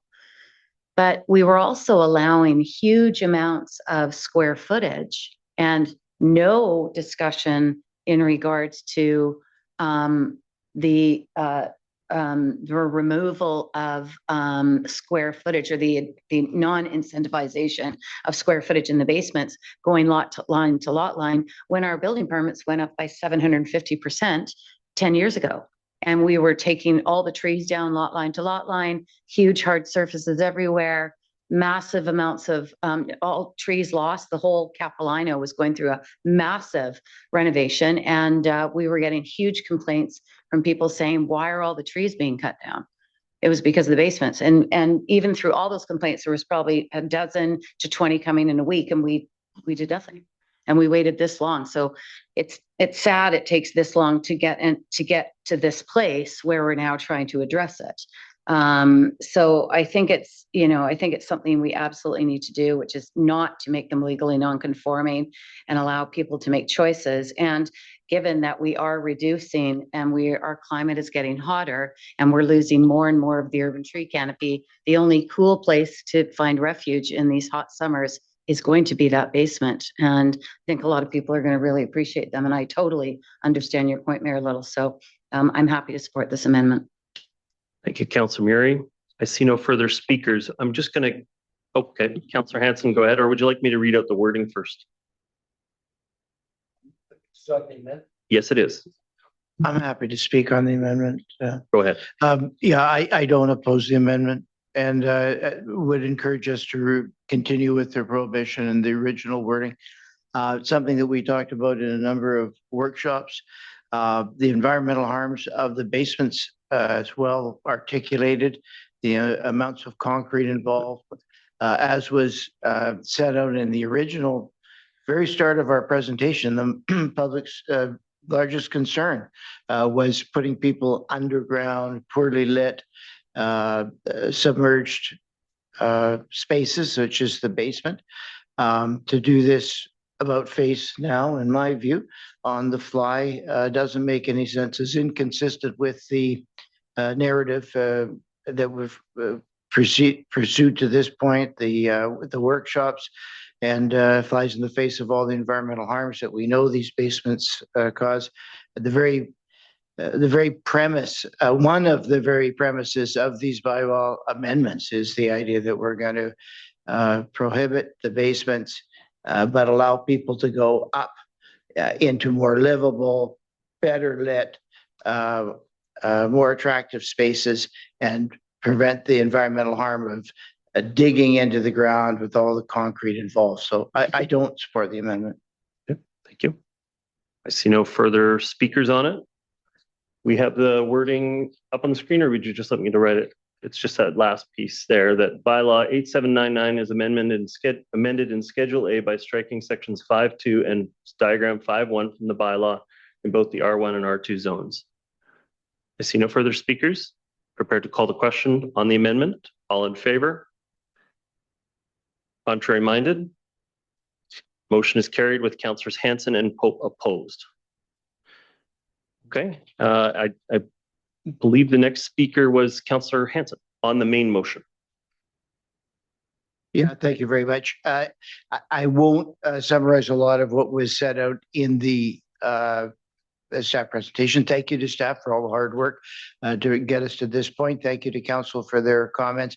I will note that all of this has been canvassed in prior workshops.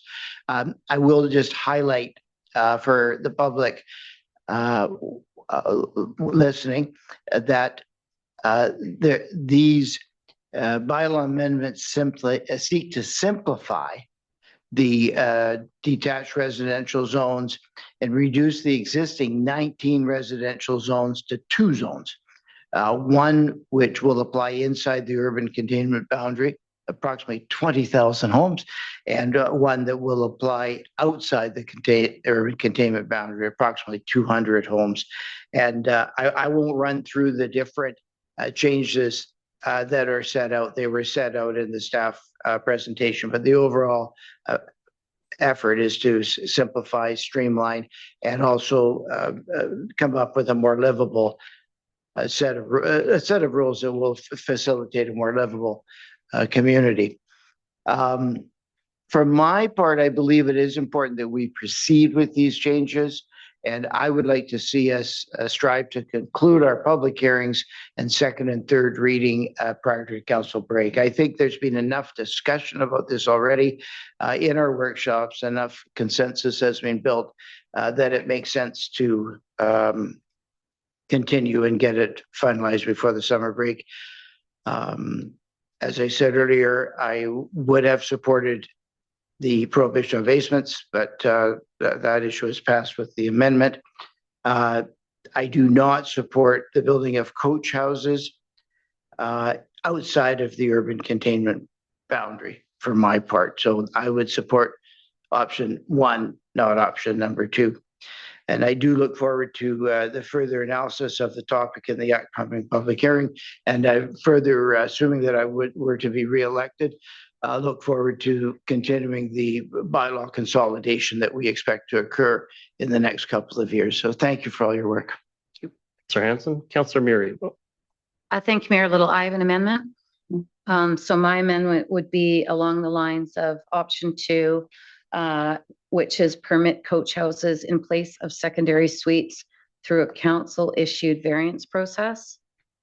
And I'm turning to staff to ask if option 2 under the bylaw, which would be, and that District of North Vancouver rezoning bylaw 8799 is amended by striking out subsection 3, 1A of the R1 rural suburban detached residential zone and renumber accordingly. Is that correct? So that's what I would be moving, and that would be allowing coach houses instead of secondary suites that are allowed right now beyond the urban containment boundary through a council issued variance process. I'll move that. Thank you, Councillor Back. So we have actually allowed coach houses through a variance process beyond the urban containment boundary, and I would ask council, as we're coming back in the commercial zoning bylaw in a year or 9 months, to really understand what's beyond the urban containment boundary. I was part of the Alpine Plan, sitting on this council for as long as I have, and I understand what that Alpine Plan was about. It was not allowing subdivision of properties. That was the main premise of the Alpine Plan out in Woodland, Sunshine, Cascades, because there was a high number of spec lots out there. The entire Mountain Cove Forest was mapped for single family lots at one point. And many of the lots that existed out there are large lots, very large lots.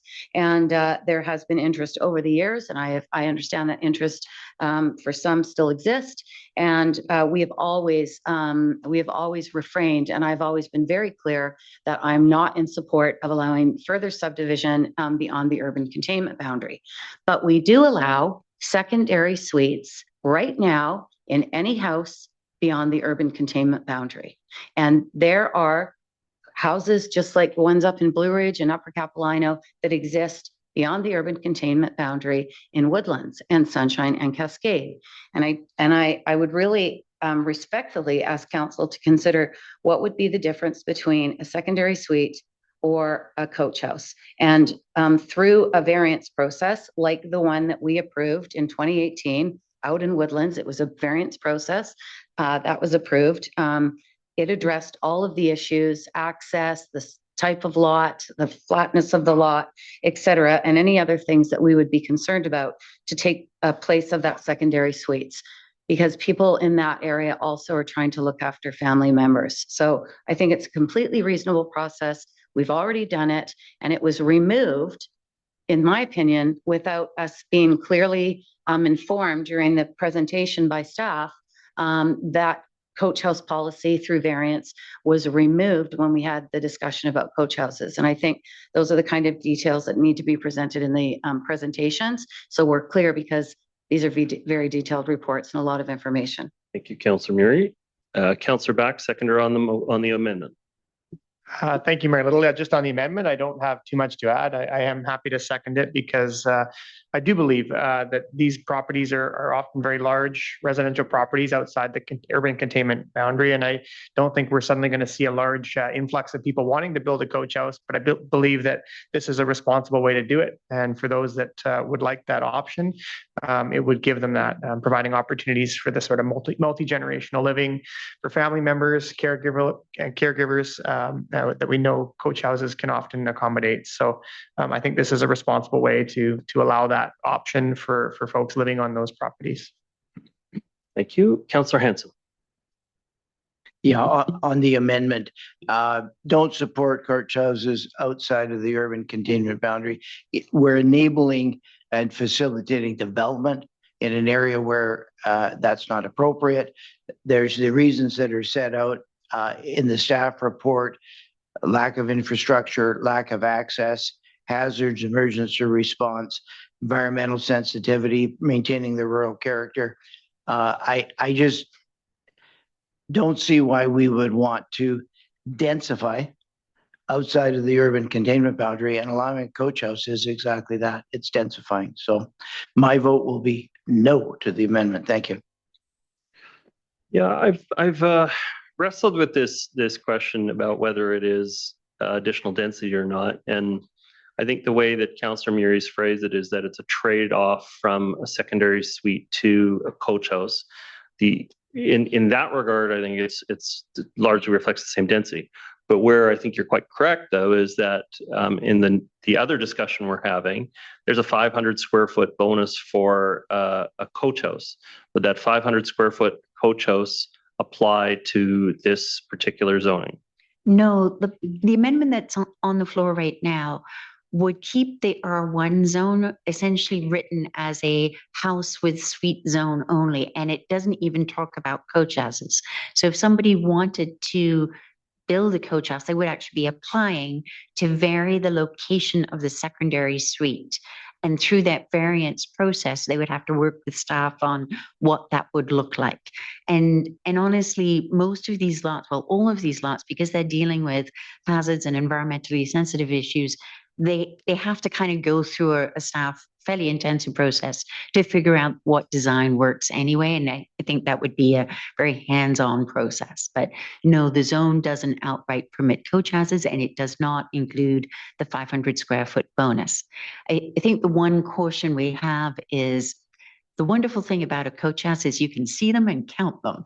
And suites, if you remember, well, some of you are not as old as I am, but when I first became a planner, suites were not legal, and we legalized them because it was so hard to track them, and people would put them in and take them out and put them in. And we found just having a carte blanche across allowed you to have them. If it becomes an either or, we may find we creep up over time and have some of those suites kind of happen as well as the coach house. So that's part of the work, and part of it is just practical. If you're relying on your septic field, you may not have room for a coach house. But as you say, on a case-by-case basis, we can work through these things one by one. Well, thank you for that clarification, and I do. I mean, it doesn't help you count secondary suites when it's broken out into a coach house. But I will just say that it doesn't seem like we're incentivizing additional housing in this way. It's a trade-off. You won't have secondary suites. It'll be going out to the coach house, and so in that sense, I'm satisfied that this won't be a significant change. Those areas are difficult to service, and a lot of those lots are very complex lots. They may be large lots, but they also have very varied topographies. And so, and there are a lot of small lots actually up there too that are a challenge, but I accept that this won't result in a significant amount of density because of the trade-off, because there's no bonusing, and so I'll be supportive of it today. Next, I have Councillor Ma. Okay, so this is speaking only on the amendment. Please. Okay. Recently, maybe it was last year, I visited a property outside the urban containment boundary that is requesting permission to build a coach house. It's a beautiful site, you know, trees everywhere, looking out Indian Arm. However, if we allow increased coach houses outside the urban containment boundary, I think it's going to lead to future challenges with providing services. And also during Operation Wolf, the recent training by the District of North Van Fire and Rescue Services that took place up in the Arm and was focused on wildfires. I saw firsthand how challenging it would be for first responders to access those areas and for residents to evacuate. You know, I did speak to the firefighters there, and it would be challenging. And I think it's going to become a slippery slope if we permit new development outside the urban containment boundary. I won't be supporting the amendment. Thank you, Councillor Ma. I see no further speakers. Call the question on the amendment. All in favor? Contrary minded? Motion is carried with Councillors Ma and Hanson opposed. Okay, all right, back onto the main motion. I believe the next, Councillor Muri, you had only used a few seconds of your first before you introduced the motion, so it'll go back to you on the main motion. Right, you immediately introduced an amendment, so you'll have your full time. Okay, thank you very much. I just wanted to start by saying that the neighborhood zones that we're trying to consolidate into one document, or two documents, I guess. Those neighborhood zones went through a very significant community consultation program over many years. It started in the west and headed to the east and kind of stopped over here on Lonsdale. We never really got to Lynn Valley and Seymour because the community was saying the same things. In those days, a monster house was considered 5,000 square feet. Now they're double that size, many of them. And I do have a question actually through staff. What is the largest house in an R1 that can be realized in this bylaw, and what's the largest house in R2? The densities are the same except for the 500 square foot for coach houses. Could you just give the square footage size for it's layman's? 7,500 and 7,000, 7,500. Yeah. Thank you. 500 for both zones? 7,000 without the coach house, 7,500 with the coach house. Just Mr. Milburn, just to clarify. I wonder, Tamsin, if you could comment, that's on a larger lot. So what's the Yeah. typical lot size we found in the district, and what kind of size of home could fit on the typical lot size? I think might be a helpful question for council. Yeah. So typical lot size is about 7,500 square feet, so much smaller than you don't get to your maximum house size until you're closer to 1,100, 1,200 square foot lot size. So it's only the larger lots that hit that cap. 12,000 square feet lot size, not 1,200. Yes. Yeah. Thank you. Okay, good. So I need to breathe, don't I? Sorry. But very significant sized homes, and we're pulling them out of the ground. And, giving this incentivification of the basement has been a big challenge, and how we've changed in this community, and why we've lost a lot of the urban tree canopy in neighborhoods, and why we have so many water issues, hard surfaces, hotter areas, no longer treated as they once were in the 50s and 60s. 70s, and even up until the 2000s, when we started seeing them come down after the 2010 Olympics, when redevelopment took off.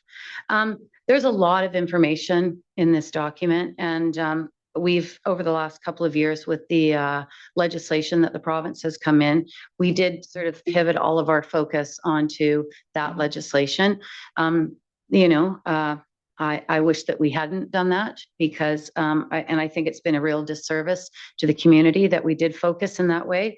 I think we should have really focused on this to understand this.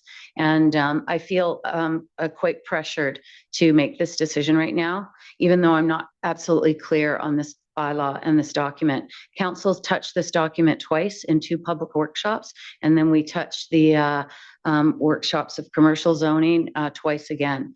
And that was sort of squeezed into a couple of hours throughout this legislation that we were trying to address, because the province ordered us to. So I feel like I'm making a decision without truly understanding the implications. And because our geography in this municipality goes from flat down in Norgate to sitting on cliffs down in Deep Cove and everything else in between, there's a lot of variables. I have one more question. Do we have architects on staff in the planning department? And Jansen is an architect. okay, so we have one architect. Well, and Alfonso, of course, Kevin and I also studied architecture, though we're not architects. So we do have people training. But the other thing that I think is perhaps more relevant is when we talked about that public input process and referring out to interest holders, we worked with many of the local designers and sent them drafts of the bylaw to see what was working and what wasn't working, including some of the local designers who specialize in coach houses, because we don't have as many examples of those to test. And then the other thing we did was we been working with our plan checking department over the last year, comparing different applications that have come in with what the proposed zoning is to see how it would work and to see whether the language works. So we have done quite a lot of testing over the last 6 months since the first draft was completed. Thank you. So I believe that you can achieve anything through good design. And often I find these bylaws to be very they're very rigid in how you look at them. And I hearken back, I'll take my other 2 minutes when it comes. I hearken back to the Wedge House up on Sunnycrest. It's been in some ads over the years.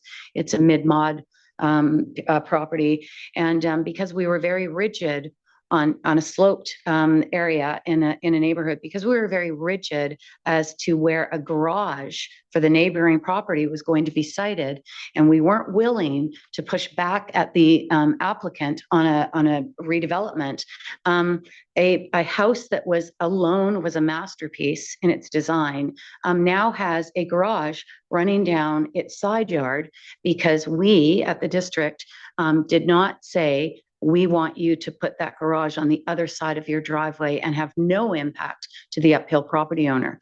So I fear, without understanding the details around these documents, as well as you do, it's great that you understand, that's your job, but it's also my job to understand, because I'm the one that is going to put my hand up or not in regards to supporting this document. And I know that there's people in the audience that have been waiting 5 years to build a coach house in their backyard for their children and their grandchildren. And so I feel pressured by them. And I'm going to raise my hand in regards to this bylaw. But I also have concerns that there's going to be some impacts that we don't understand. And there's going to be that rigidity that continues to not allow that design to come forward and solve the problems that neighbors are facing, because it's a right and because this is what they can do. But sometimes, you know, there has to be that middle ground. That pendulum can't swing one side to another. It has to find its way in the middle, because like the person with the garage on Sunnycrest, I want that person to have a garage, but I also want the Wedge House that was bought by an architect and a designer that wanted to restore a house that was on an inventory of houses that are being lost, to be able to also have their livability exist.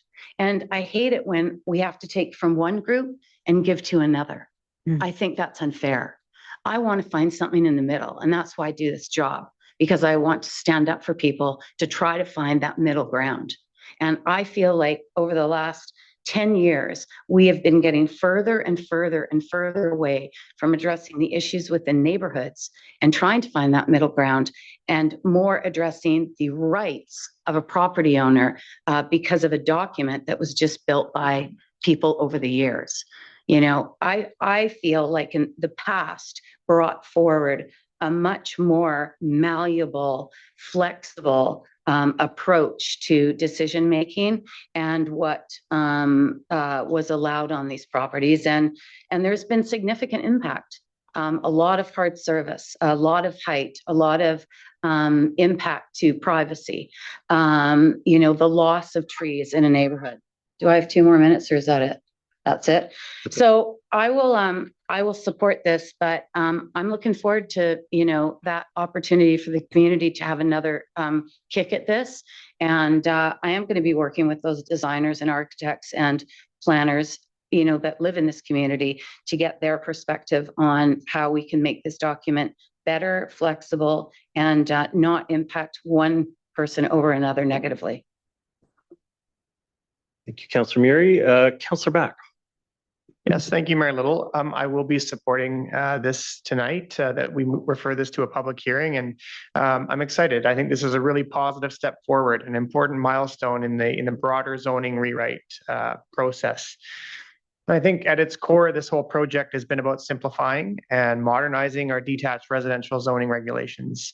And this is one of the things I hear regularly from residents who are trying to build, renovate, or redevelop their properties, is that the process can feel overly complicated and difficult to navigate. And I think people are also often feeling like they're working through an often changing checklist as they move through a project. And I do hear that theme quite a bit from people as they try to understand what rules apply to their property and why. So I think there's real value in moving toward a simpler and more standardized approach across the district. And I want to thank staff for all the work that has gone into this. I know this has been a huge undertaking. We saw the size of the binder. We've seen that photo many times. And so the idea of getting this simplified is, I think, a really, as I said, positive one. Creating a consistent framework, I think, will make it easier for homeowners, builders, designers, and our own staff, as you've highlighted, to understand the rules and expectations from the outset. It also creates greater predictability. I think when the rules are clear and easy to understand, applicants will spend less time redesigning their projects, responding to unexpected requirements, and navigating that uncertainty. So that kind of predictability does have real value. It saves time, reduces the frustration that I know we as councillors often hear, and ultimately will help reduce costs for homeowners who are investing in their properties. So I won't go through all of the changes because I think that they were well outlined in the presentation, and I realize tonight we're just advancing this to public hearing so that we can formally hear from the community, and we have had a number of workshops to go through these, but I'm excited about many aspects of them. I think getting houses out of the ground and having more livable suites, which we greatly rely on as a housing form in our community, will be a really positive change. Dealing with the water table issues and reducing flooding risks, also, a really positive aspect attached to that. I also support the changes related to coach houses, which I've always been a great supporter of in our community, the sort of valuable housing that we need, housing options for family members, seniors looking to age in place, adult children, and caregivers. We have not seen a huge uptake in coach houses despite many years of allowing them and tweaking our coach house policy. So I feel like this is a real positive advancement in that regard. So overall, I see this as a practical and fairly common sense update that will make the zoning bylaw easier to understand, easier to administer, and ultimately provide a better experience for residents navigating the development process. So I think in the district, this is a huge change, and one that, yes, it will change the look of neighborhoods over time as we allow, bigger buildings, taller homes in single family neighborhoods. But I think it's positive change. So at this stage, again, want to thank staff for the significant amount of work that's gone into this report and to the broader zoning rewrite project. And I'm happy to support it. Thank you. Thank you for your comments, Councillor Back. Councillor Pope, your comments, please. Mayor Little. I support moving these bylaws to a public hearing, and I believe they aren't transformational changes, but they're moving us forward, and that's a good thing. And I want to highlight something that the report understated, that there's a real affordability dimension. It's my understanding that the more you build up, the less expensive it is. And that's why I voted against the amendment to keep basements, because eliminating deep basements removes the most expensive part of building a home, the excavation and concrete. So building homes above ground also reduces environmental harms, and less concrete excavation equals lower carbon, reduced groundwater disruption, and more tree retention. Bigger picture streamlining makes the process faster and simpler permits, lower costs for everyone.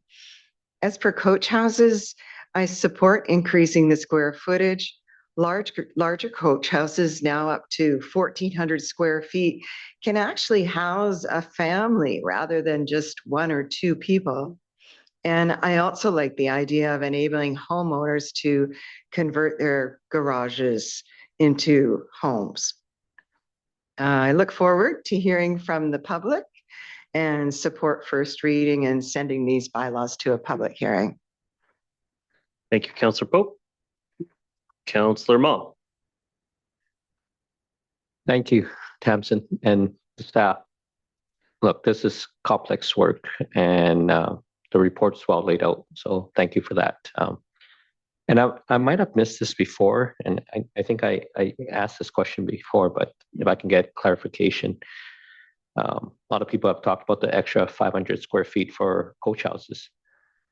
Is that new and above the FSR cap, or is the extra 500 square feet just to allow for a bigger coach house, but the total FSR has not changed? So, bit of a complex answer. Essentially, actually, I have a slide for this. So give me a moment to. Slides good. Slides are helpful. Now, where is it? It's almost here. Like I said, I probably missed it. I don't know where it's gone. Okay, well, perhaps I don't have a slide in this deck. Essentially, the answer is we've tried to match the existing development potential on each home by surveying all of the various lot sizes and all of the various zones, and then trying to find a floor area that you can build that most closely matches what you can build today without the coach house. And then the extra 500 square feet was to facilitate coach house design and construction. So if you're just building a house and a suite, you match what you can do today. But if you're building a house with a coach house, whether or not it has a suite in it, then you get the 500 square foot bonus. What if you have a house now and you want a coach house? Then you get that 500 square feet. Additional. Yes, and that was part of the logic. We had people who, just the way their existing homes worked, their homes didn't feel overly large, right, but they didn't have that ability to build a coach house of any meaningful size. Now, the other thing that helps is keeping in mind that however great our regulations are, and we hope they're okay, but there's lots of other things that prevent building coach houses, right? They're expensive, but one of the big ones is access.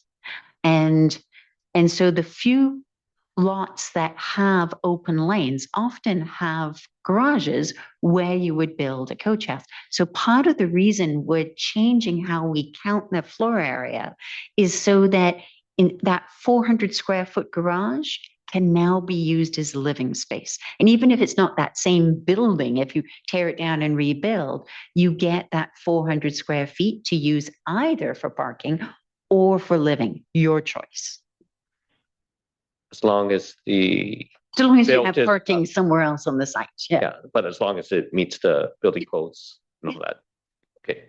Yeah, and that's the other key thing is we've greatly simplified the regulations that are in the zone with regards to coach houses, but the building code still kicks in. So the separation between buildings and the need to get a pathway to the back, that all still applies. Okay. But we don't feel like we need to add another layer of regulation to make it more complex. We've tried to strip it away and make it simpler so that so if you can, and you're not hindered by anything here. Right. And this comment was brought up earlier. Like there's a lot of information here and there's a lot of details down at this level. And I'm not down here. Right? That's just a little too much. But we do need to keep moving forward. And to me, one of the tests will be, and with all the other elements in that's being changed, it's going to be the uptake in coach houses and how many people actually move away from basement suites. So I think time will tell if we got it right. And I think we've done a good attempt, but out of this, we won't know for a couple of years if it's going to work. And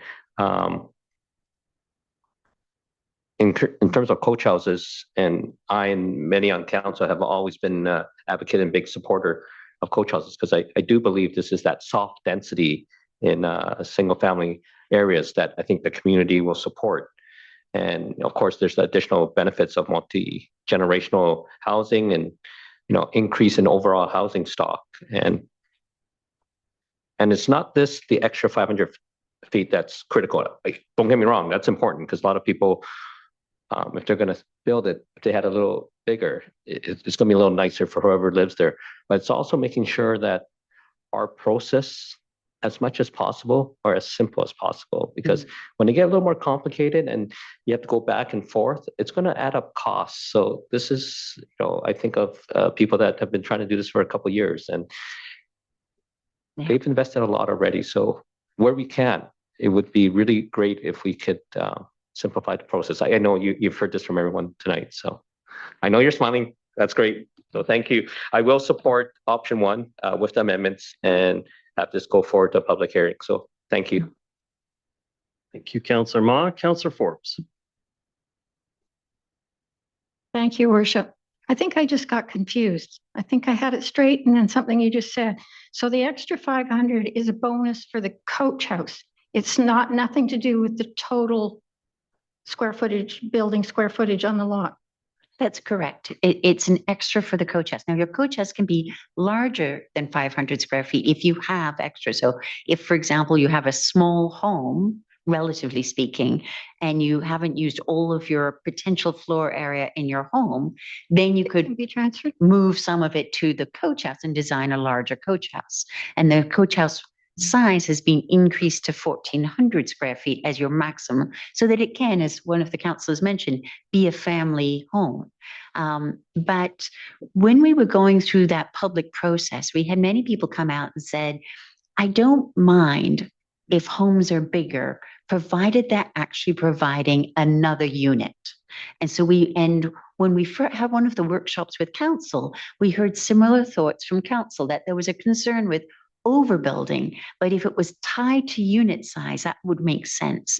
And so that was where the genesis of this came from, was that notion of you have a base floor area that matches what you have today, but then we have this bonus 500 square feet for a coach house.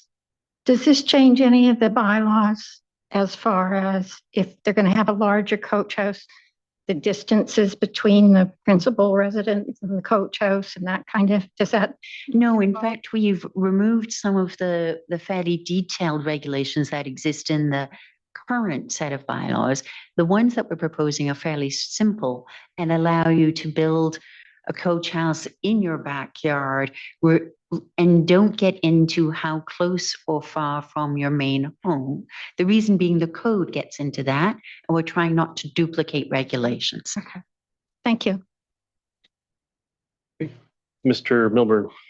Your Worship, just to mention a couple of things that were brought up. There was a mention about accesses from the lane. Just to remind council, there was an amendment in the development servicing bylaw in 2025 to allow flexibility for 2 means of access to the front and rear driveway when a coach house is built, subject to certain conditions like safety of the access and so on. So just a reminder to council, that was an amendment council approved previously, which doesn't change with the proposed bylaw in front of you. And the other is in terms of the development application process review, so our efficiency of reviewing applications, we do have an update coming to council on June 22nd, and we're happy to answer more detailed questions at that time. Thank you. Thank you, Mr. Milburn. I see no further speakers on the matter at this time. Call the question. All in favor? Contrary minded? Motion is carried. We have a date in mind for the public hearing. Yes, thank you, Your Worship. The public hearing is tentatively scheduled for Tuesday, June 23rd at 7 p.m. Thank you very much. Okay, we normally would take a break at 9 o'clock, but that item ran a lot longer, and I know we still have 3 items to get through. So, council, are you okay with me waiving the? Okay, so let's have a 2-minute break instead of a 5-minute break. Have a leg stretch, grab a water, and we'll be back at it. I'll be calling it 2 minutes as soon as I have quorum. Okay. All right, council, I see a quorum of council in the room, so let's get back in our seats.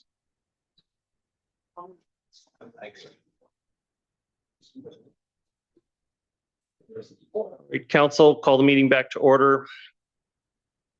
We're moving on to item 8.5, which is the OCP Amendment and Rezoning application for 328 to 332 Seymour River Place. Checking in with staff for initial comments. Hey, Your Worship, I understand there's a speaker that signed up. Speak to this item.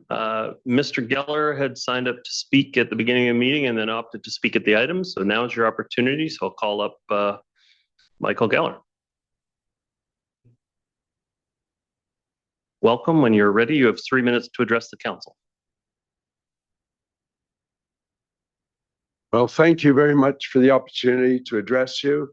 I did have a presentation which was going to take much too long, so I'll try and address what I think are the key points. First of all, I do want to thank the staff who've been assisting us trying to get this item onto today's agenda, and we very much appreciate that.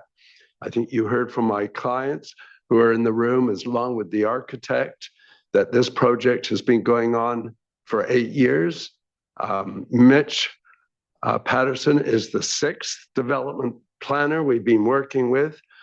And I like to think that this is a project that should go forward. I hate to disagree with the staff recommendation, but in this case, I can tell you that unfortunately what the staff have recommended, which is either reduce the density or increase the number of parking spaces or convert some of the ownership units to rental units, will effectively kill the project. And I was just checking statistics. There are currently in Metro Vancouver 132,000 units that have been approved by councils throughout Metro that have not proceeded. And the reason they haven't proceeded is because the market has changed.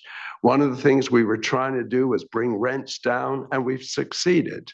But unfortunately, costs haven't come down. It's a sad irony that the last 2 times I addressed you were for 2 rental projects or mixed-use project. Both of those projects went into receivership. At my age, Your Worship, I just don't want to be associated with one more project that goes into receivership. And for that reason, we must respectfully suggest not to go along with what staff are recommending, but to allow this to go forward, direct them to prepare bylaws. Let's go to public hearing, because the one thing this project can do, it's well located in Maplewood. We would have provided more parking, but as you were just discussing with the high water table and the geotechnical, these parking spaces would cost in the order of $200,000 to provide additional spaces, $200,000 per space based on the Metro Vancouver study. So we'd like to urge you to allow this to go forward. I think you'll find there are a lot of people out there who will be most interested in the 11 ownership units, just 11 ownership units that would not come with a parking space. And because that means the income level will be $31,000 less than they would need if they were buying a unit with a parking space. And that doesn't even include the cost of the car. There's a desire for more affordable housing. This project can deliver it. I hope you'll allow it to go forward. Thank you. Thank you for your comments. Check in with staff. Yes. Yan Zhang, please. Thank you, Your Worship.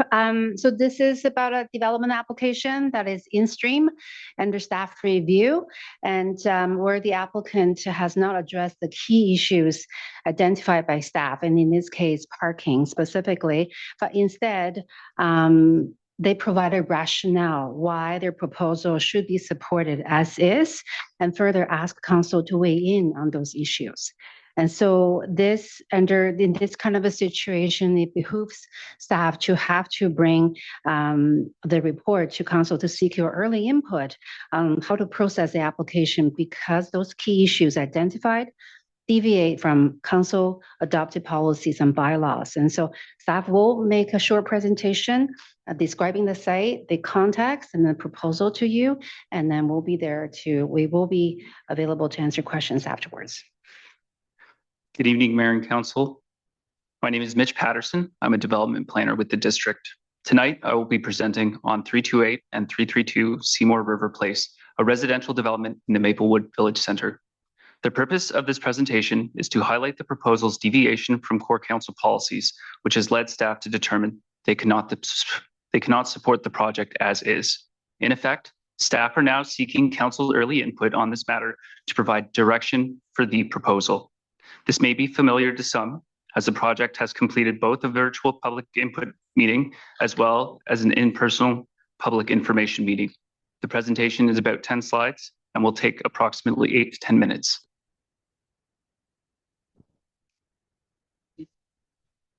The site is located on the southeast corner of Seymour River Place and Munster Avenue. Neighboring sites range from single-family homes to the west of the site to established 3-story low-density apartments to the north and east, and a newer 3-story townhome development to the south. Adjacent developments being considered or are underway include Maplewood Plaza, Maplewood Garden Phase 1, and 2045 Dollarton Road. The proposal is for a 6-story, 40-unit development, which includes 33 strata units, 7 of which can be lock-off suites, and 20 of which have flexible living, essentially an additional bedroom. There are also 7 below-market rental units as part of the proposal. Staff want to note a mistake on the accompanying report where 23 lock-off suites were mentioned. The below-market rate is 20% below the D&V median. The current proposal offers 26 vehicle parking stalls in total, 22 residential and 4 visitor. It is important to note that the site has several constraints. The lot is relatively small and access points are limited as a lane to the east is planned to be closed and cannot be used as an entrance. More impactful to our conversation today is that the site is subject to a high water table, which practically limits parking to 1 underground level. A second level would be possible, but prohibitively expensive.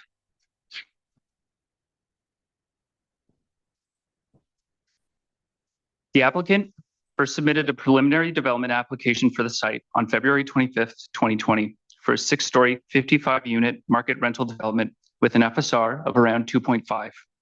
The application included 47 parking spaces shared between an underground parkade and the first floor. The initial project included the sale of district land, the adjacent lane, which was not supported by staff as it was deemed to have ongoing operational value. A summary letter was subsequently, with all staff comments, was subsequently sent on April 29th, 2021. The applicant revised their concept in June of 2024. On September 5th, 2025, the district received a detailed application for the site. The applicant responded to the pre-application summary letter dated April 2021 as part of this application. A further summary letter was sent to the applicant in December of 2025, which identified several outstanding issues to be resolved before staff could bring the detailed application before council. Issues included density and parking.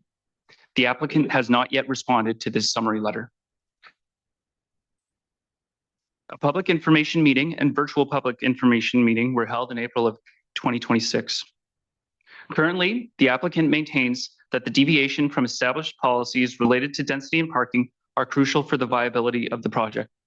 Staff are now seeking direction from council as it relates to density and parking for this project.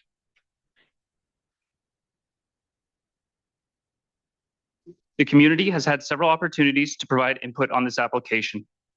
There were 6 residents who attended the in-person public meeting. No comments were left. And in a virtual public information meeting, there were 10 comments made, 8 of which were unique. Takeaways were concerns with parking and traffic, mixed opinion on height and density, and support of the project providing more and varied housing options. The project as proposed is largely compliant with the OCP vision and the Maplewood Village Center plan. In terms of density, the applicant is seeking over and above OCP limits by 0.5 FSR. While it is possible individual applicants can pursue additional density with staff and council support, the critical issue here is parking. Vehicle parking being proposed is below minimum set out in both the zoning bylaw, as well as the alternative vehicle parking rates policy, or AVPR.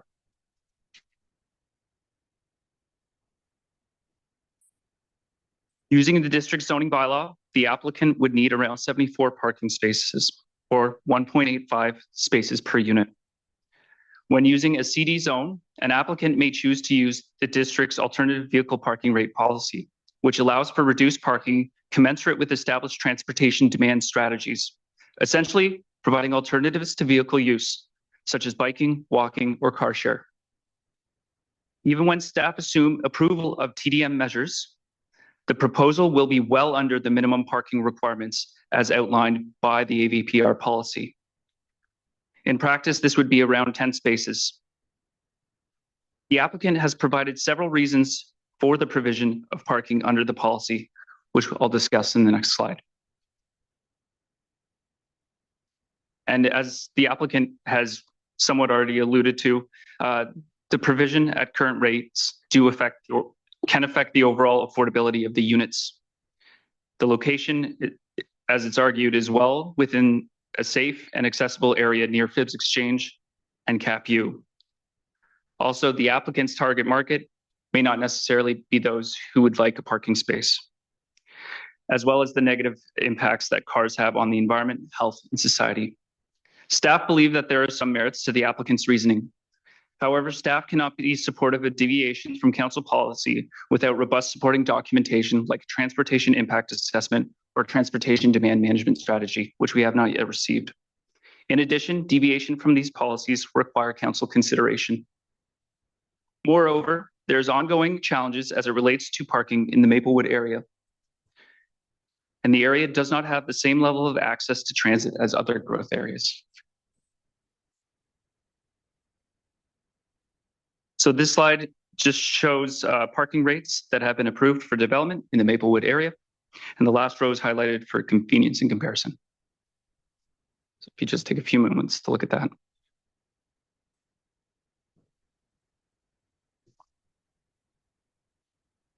To conclude, this presentation has provided an overview of 328-332 Seymour River Place proposal and listed key outstanding items to be resolved. Staff are seeking council's direction on next steps with this development application.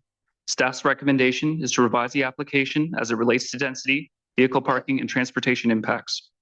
Other options available to council are reject the application, proceed with bylaw preparation based on the current application as is, or provide staff with an alternative direction. Thank you. That concludes my presentation. Staff are available to answer questions. Thank you very much for your presentation, Mitch Patterson. Councilor Murray, you have a motion? I'll move the staff recommendation. I will second the staff recommendation. Your comments, Councilor Murray? Thank you, Mayor Little. So I appreciate the concern about the parking and thank you for an excellent presentation. We've got some serious issues in the Maplewood area in regards to parking right now. We've already had one application that came in for a variance on 2 levels of parking that was going to be added to a strata development. And the applicant said that if they were to take the strata and turn it into rental, would council agree to remove a level of parking? And council did. There is another application that's coming in, I understand, although we haven't seen it, asking for another variation of parking in the area. And I've asked, and I'm going to bring a motion forward to ask for a transportation study for the entire area.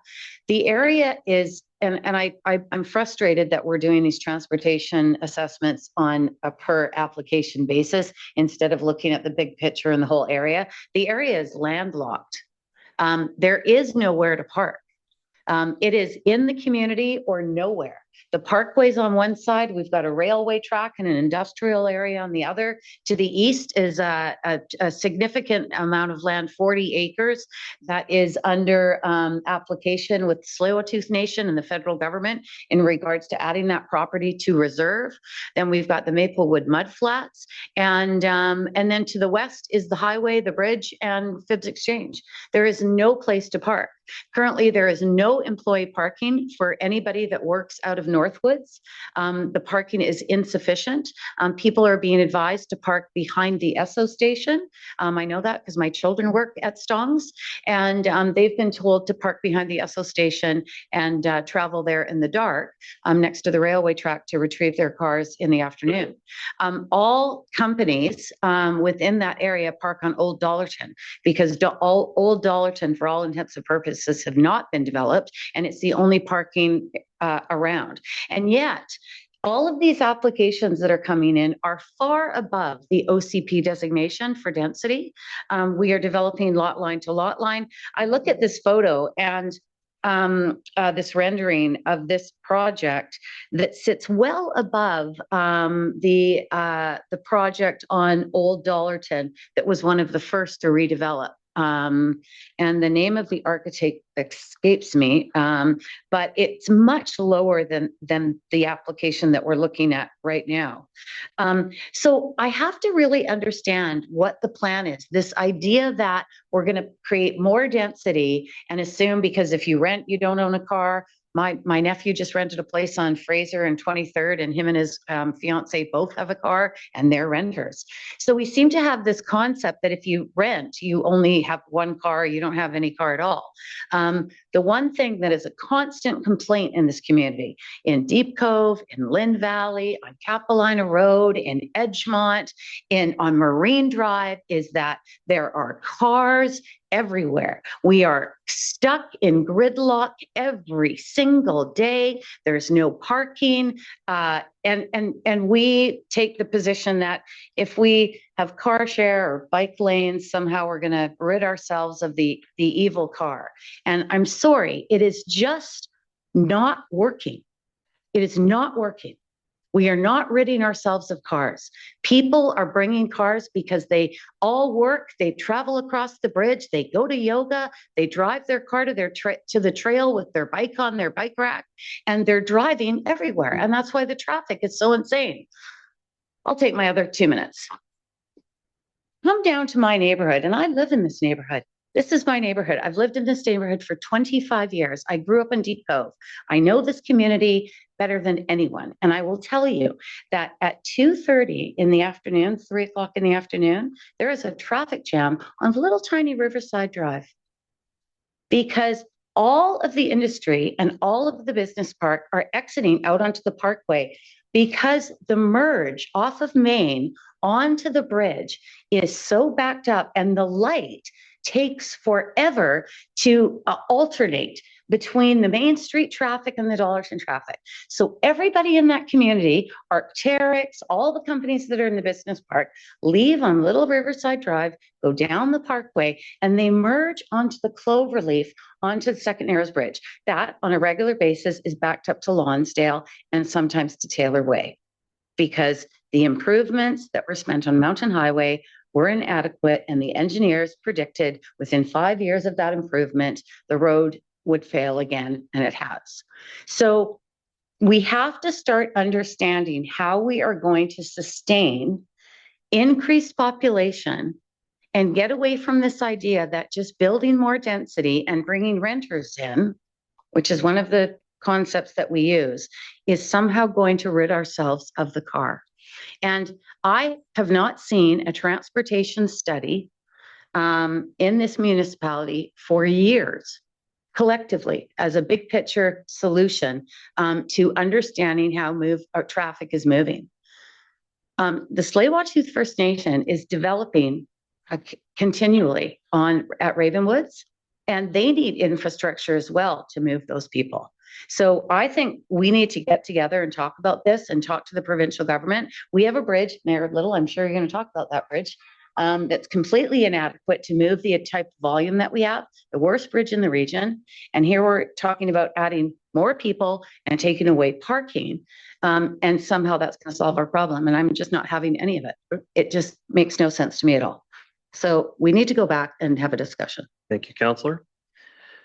As a seconder, just make some of my own comments, but I just trying to figure out the timeline and the order of events here a little bit better.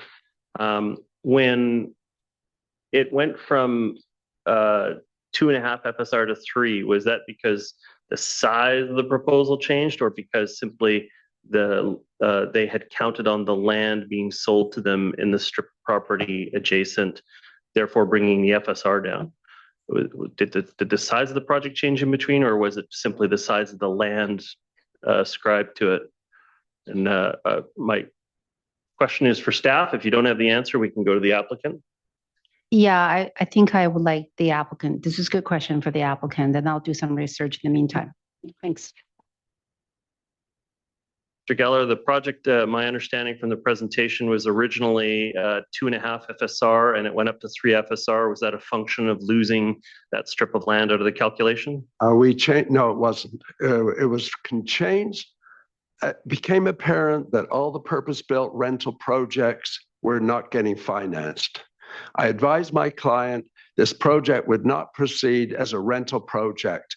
All the other projects in Maplewood are being converted or pivoted from ownership to rental. There's 500 rental units coming on board. Companies like Quadrille, who are using pension funds who have longevity. With respect, these gentlemen trying to build, these are a tiny little developer. They do not have the ability to finance a rental project. But with the kind of ideas we were incorporating, many of which come from SFU University, we are confident that we can finance this project because the units will be affordable. So it came forward as an ownership project, and then it was suggested by some of your colleagues that if we could add one level of below market rental, that would, in their opinion, help them support this. So that one floor of below market rental brought it from 2.5 to 3 FSR. And we can make below market rental work because we're confident there's a market for these more affordable units. I don't know if any of you got a chance to look at the plans to see that we've got some creative suites. People can buy a suite and rent out. A portion of the suite is a lock-off, that others can share a suite with 2 people. We're going to meet a market that young man who spoke at the very beginning said exists. People who sometimes don't even have a driver's license. Not open-ended, Mr. Geller. The question. So that was the answer, Your Worship. Appreciate the full response there. And by the way, the one thing that hasn't been mentioned, which I think is important, I mean, Councilor Murray goes on about, yes, there's a lot of congestion, but the point is, it's because we're trying to accommodate so many cars. The one thing we are doing here is we're working with Evo and we're working with Modo to bring car share into this neighborhood. And if we can get to public hearing, representatives of those 2 companies will be there. Remember, you don't have to prove this project. So, Mr. Geller, I'm just asking a clarifying question. Well, I know, but I might never get a chance to speak to you again. Very well beyond that. The good thing, though, is if you do turn this down. Still, stop there, please, for a second. So, just want to be clear, I have a series of questions that I'm going to be asking through to staff. And so, we can't be responding that way. I guess my next question would be, if this project had maintained the lower FSR ratio, 2.5 FSR, would they have been able to accommodate parking requirements on it, or it still would have been in a TDM situation? Yeah, Your Worship, even if they're lowering their density, we're probably looking at meeting the AVPR policy, the alternative vehicle parking policy, which would require TDM measures. It's not going to be the zoning parking rate, the base rate. So, but I think, yeah, thank you. Next question I would have is just on the massing of the building. It would seem to me that usually we would have a discussion about the change in the mask of the building. The masking of the building fits within the original OCP level, or is that something that will also be identified as a change? Yeah, Your Worship, I think the RES 6, talked about the building massing being around the 4 to 6 story.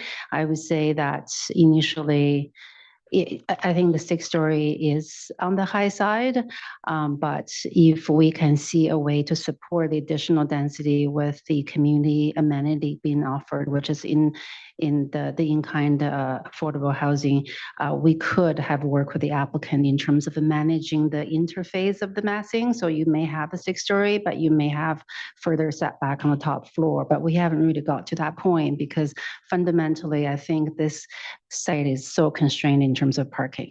So that almost dictate density. But your worship, what makes it special? Geller, Oh, sorry. please, we'll call on you when we need your assistance. Thank you.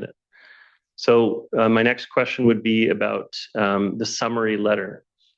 Do you have reasoning or rationale provided to you from the applicant on why there was no response to the summary letter, which it seems like it was delivered in a rather timely manner, 3 months after the detailed application?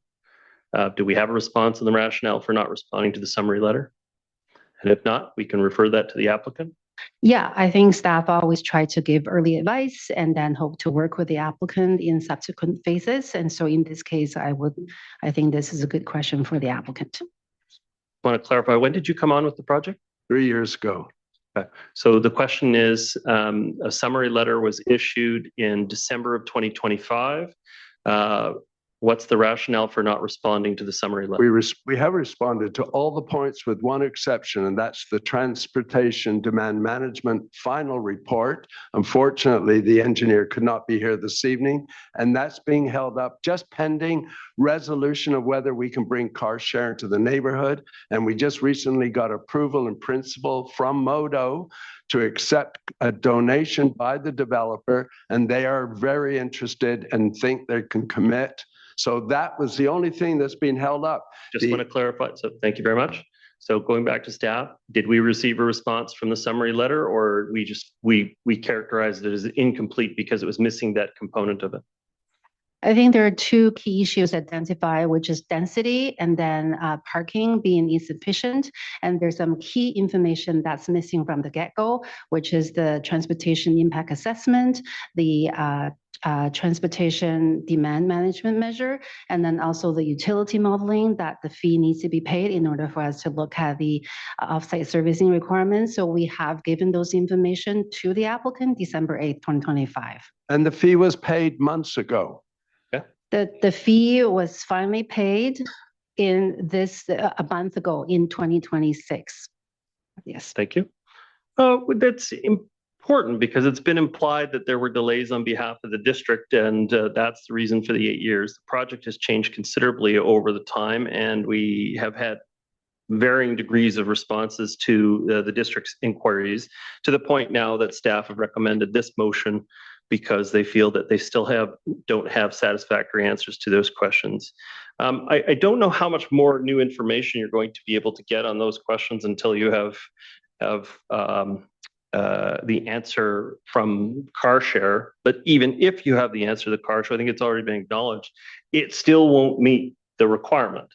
No. And so while we're looking for additional information, we recognize that that additional information still won't put it into the zone for this project. I tend to be of a similar mind to Councillor Murray about concerns about parking in the area.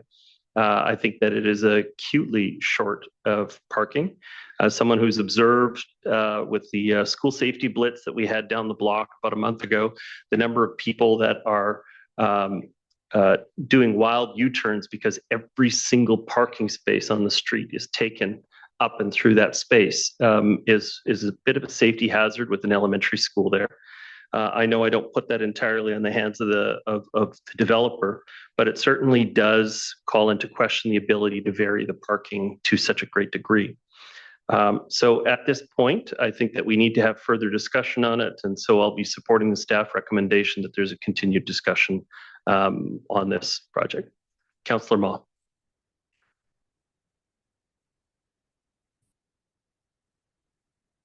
Thank you. I actually attended the public information meeting on April 16th. It was rather a unique experience because it was actually held outside of JC House. I saw the boards. I spoke with the applicant and Mr. Geller, their development consultant. I actually stopped by the subject site last week And as the mayor mentioned, is near Kenneth Gordon Maplewood School. It's replacing 2 single-family homes. So this project, if it were to go ahead, will be adding additional housing stock that's much needed. And I acknowledge Mr. Geller's comments that we are in a challenging environment, financial environment for projects to go ahead, and that some projects have gone into receivership. However, whatever council approves, when and if this project is built, we have to live with the consequences for 40 years. My concern, as I mentioned that night, is the lack of parking, especially since there are many other developments planned or approved for this area. Street parking, as other people have mentioned tonight, is already at a premium.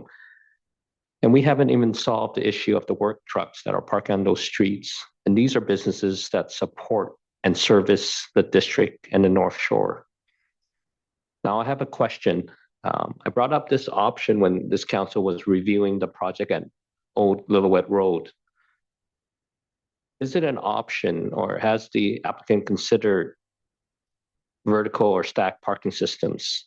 I know that there might be additional costs to the developer, but it could provide a few more parking spots.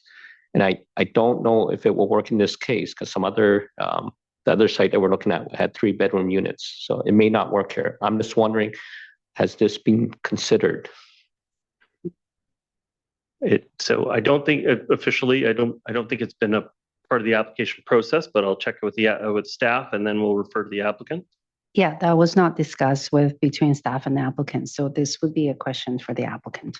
Have alternative parking methods, including stacking, been considered? Yes, most certainly, because we're desperate to come up with a way to hopefully address some of your concerns. And as was pointed out by Mr. Ma, stacked parking does work if you've got 2 cars belonging to one household, because one can move the car and the other can. When you're dealing with a situation where you're not providing 2 cars for one household, and that's the case, you simply cannot put in a mechanical system of that kind. But it does work as quite correctly. We have looked at it. I don't understand, sir, why though people can't appreciate. There's a whole market out there that don't want to buy cars. They don't want to own cars, and we're willing to put into our purchase and sale agreement that people acknowledge that there is no parking and no on-street parking. Thank you for the clarification about the parking regulations. Councillor Ma, back to you. Given everything, I'm going to support the staff recommendation. Sorry, which? I'm going to support the staff recommendation. Thank you. Councillor Hanson, your comments, please. Yeah. First of all, clarification. The staff report said there was going to be 23 lock-off suites. So there was going to be 33 strata. Then there was going to be 7 below market, and then 23 lock-off suites. So if you added the lock-off suites with the below market, it was about half and half as against the strata. But now I understand that that number's wrong. What's the correct number for lock-off suites? Mitch, you'll have that in front of you, but it's less than 23. But yes, it's 33 strata units, 7 of which have lock-off suites and 20 of which have flexible living options, essentially an additional bedroom. Yeah. So it's 7. So there's 7 below market and 7 with lock-off suites. Yes. 14. Okay. The lock-off suites so are 33 strata and potentially 14 rental. Okay. Thank you for that. I will be supporting Councillor Murray's motion. I do appreciate, however, the affordability features of this proposal, and I'm more open-minded than perhaps Councillor Murray and Mayor Little to the idea that if we're going to find affordability solutions, we have to perhaps entertain biting the bullet on the parking issues. I mean, on the parking issue, I have said in the past, we must be careful to make sure that our parking requirements aren't a barrier to affordability. And in theory, if people don't have cars, and if that's part of the plan, when you buy this proposal, you know there's no parking space, you don't have a car, then in theory, that isn't going to be contributing to the congestion, which is terrible in the area, absolutely terrible. So I'm a little more open-minded there. From my point of view, I was elected on a mandate that I was going to be supporting affordability and rental and looking for affordability solutions. When I learned that it's only 7 lock-off suites, this really is a strata. In the end, this is a strata proposal. It's got a very small proportion of rental. So I might be open-minded on the parking side of things. I am respectful of the affordability that you're trying to accomplish, but for it to fall within something that I would vote for, I'd have to see more rental. Thank you, Councillor Hanson. Councillor Pope. Thank you, Mr. Mayor. I'm generally supportive of this project. This brings new homes to a designated growth center. I like the lock-off suites and the flexibility of turning a 1-bedroom into a 2-bedroom. There are 7 below market rentals, 20% below the median rate, which is a real community benefit. 11 of them won't have car parking, and it will cost them $31,000 less. That's impressive. It would cost them $50,000 less. 50,000. Sorry. I misheard you. 50,000 less. Even more impressive. As for the parking, I want to challenge the assumption that we should default to requiring more parking. Metro Vancouver's own 2025 regional parking study tells us underground stalls cost between $117,000 and $137,000 each to build. That means each stall requires a buyer to earn up to $36,000 more per year just to qualify for the mortgage. So parking stalls don't just take up space, it prices people out of homes. If we're serious about affordability, we cannot keep mandating minimum parking levels. As Mr. Geller says, there is a whole sector out there that don't want to have a car or can't afford to have a car. And honestly, I find it bizarre that on the one hand, people are upset about congestion, and rightly so, so am I, and the lack of street parking, but they don't see reducing car use as part of the solution. This site is 3 minutes by bike from Phibbs Exchange, 13 minutes from Capilano University. The target market, students, first-time buyers, university-affiliated renters, are the demographic to least likely own a car. The proposed TDM package, transit passes, e-bikes, unbundled parking, and potentially car share is one of the more substantive proposals I've seen. And I also note that the developer has made a credible case that over-constraining this project could kill it in these current market conditions, and that without the added OCP density, there won't be any affordable below market rentals. Now, I understand the transportation reports haven't been formally submitted. We've heard Mr. Geller tonight say that those have been held up pending a confirmation from Evo or Car Share, which sounds like it's forthcoming. Those reports are still important to have, so there's proof that tenants don't need as many cars and that their vehicles won't end up spilling onto the side streets. So my direction to staff is this: go ahead with preparing the bylaws, and at the same time, work with the applicant to get the transportation studies done, formally submitted and assessed. So make the bylaw presentation, the bylaws contingent on the work, on that work, the transportation studies work getting done.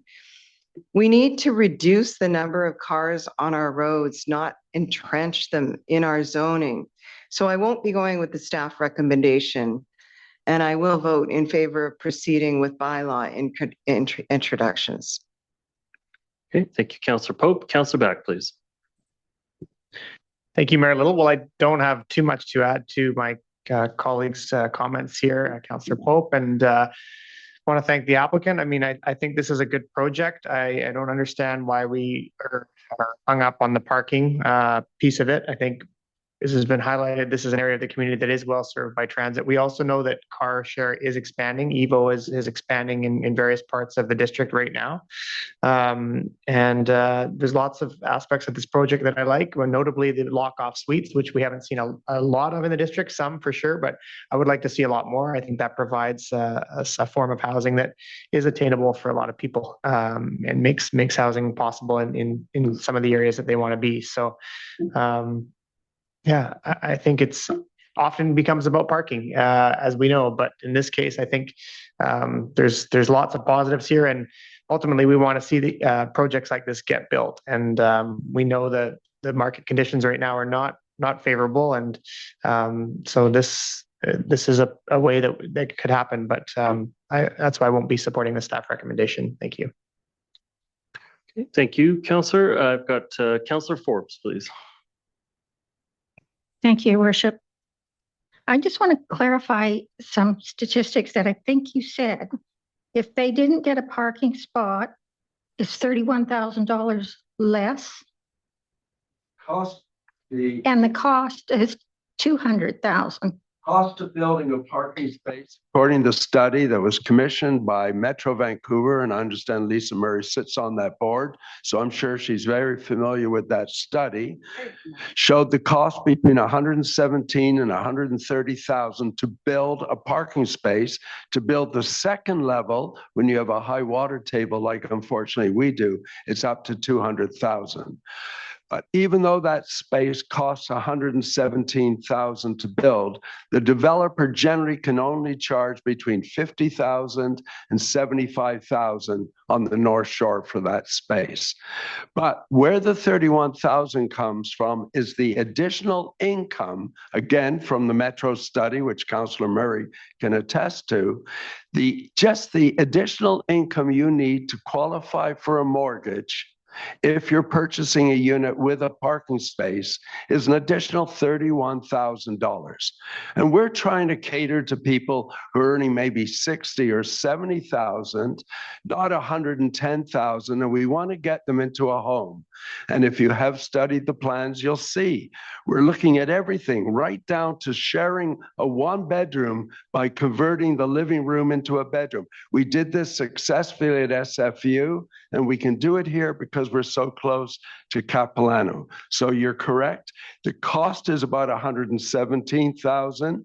The developer sells it for $50,000, but you need $31,000 in additional income just to cover off that $50,000 additional cost. Thank you for the clarification. I will be supporting the staff recommendation because this is definitely more dense, doesn't follow our OCP, and the lack of information coming back. You can't make decisions based on, well, we hope we get something. If you don't have it now, then I can't make a decision as if you are getting it. Also, I've got so many notes all over the place here. Oh, I was just going to say, I think there's some assumptions that are being made in here, and you may be right on your assumptions, but you may not be. So, well, the assumption about who will want a parking space and who won't, from other developments that have come in down in Maplewood, the streets are flooded. The streets are just flooded. And a lot of people want a parking space, but they won't even pay for it because they'll go park on the street. So that then adds to the congestion on the street. And that's because they won't pay the $31,000, or they don't have the extra $31,000 to buy one. And not one of those projects has a person selling. Sorry.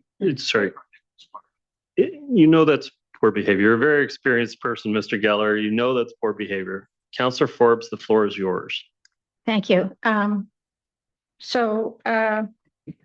Just knowing what we've done I don't mean it that way, but what has been approved for that area already is pushing everybody to their maximum limit.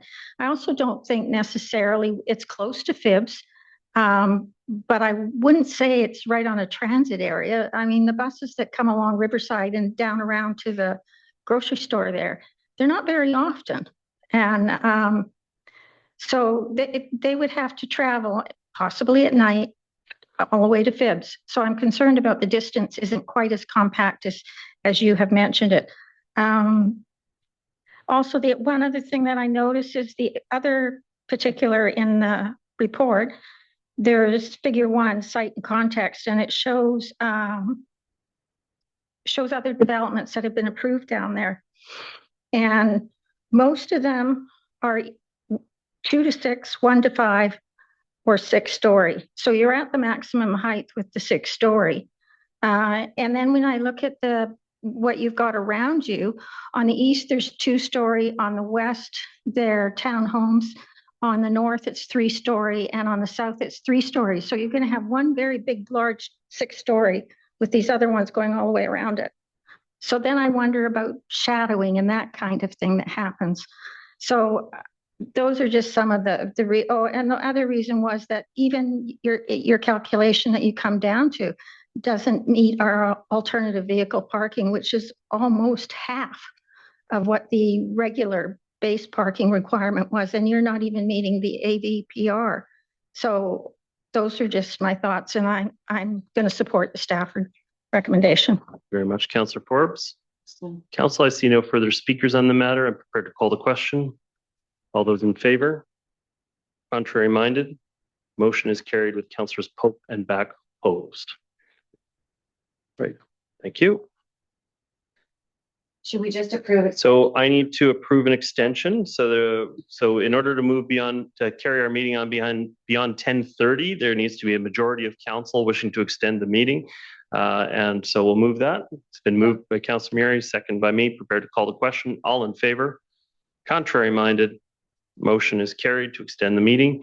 Our policy is that we do not extend past 11 o'clock unless there is a unanimous decision of the council. And I don't intend to support that. So we need to work within this one. Okay, so the next item up for discussion, perhaps I can just straw poll council. Council, we do have a council report that's on there. Would you like me to reverse the order so that the council one goes on tonight for sure? And then the other one might slip to the special meeting on the 15th, but Now let's just start with this one and see. okay, but it may make it so we don't have the other one. Okay, cool. All right, well, the next item is access to Deep Cove near-term active transportation considerations, and I will look to Mr. Cohen for initial comments. Thanks, Mayor Little. Good evening, Mayor and Council. This report is before you tonight to seek direction on a very specific and limited question, whether staff should undertake preliminary work to explore low-cost, near-term improvements for active transportation access into Deep Cove, and then report back with options for Council's further consideration. The intent of that work would be to determine whether there are modest practical measures at a low cost to the district that could incrementally improve access, comfort, and safety for some users in the near term. I think it's also important to be clear at the outset about what this report is not. This is not a decision on the Spirit Trail Eastern Extension. There is no route option presented, no design concept, and no capital project being recommended tonight. Any future decisions regarding the long-term Spirit Trail alignment, scope, or implementation would need to come back to Council separately, supported by further analysis, funding clarity, public engagement, and Council deliberation.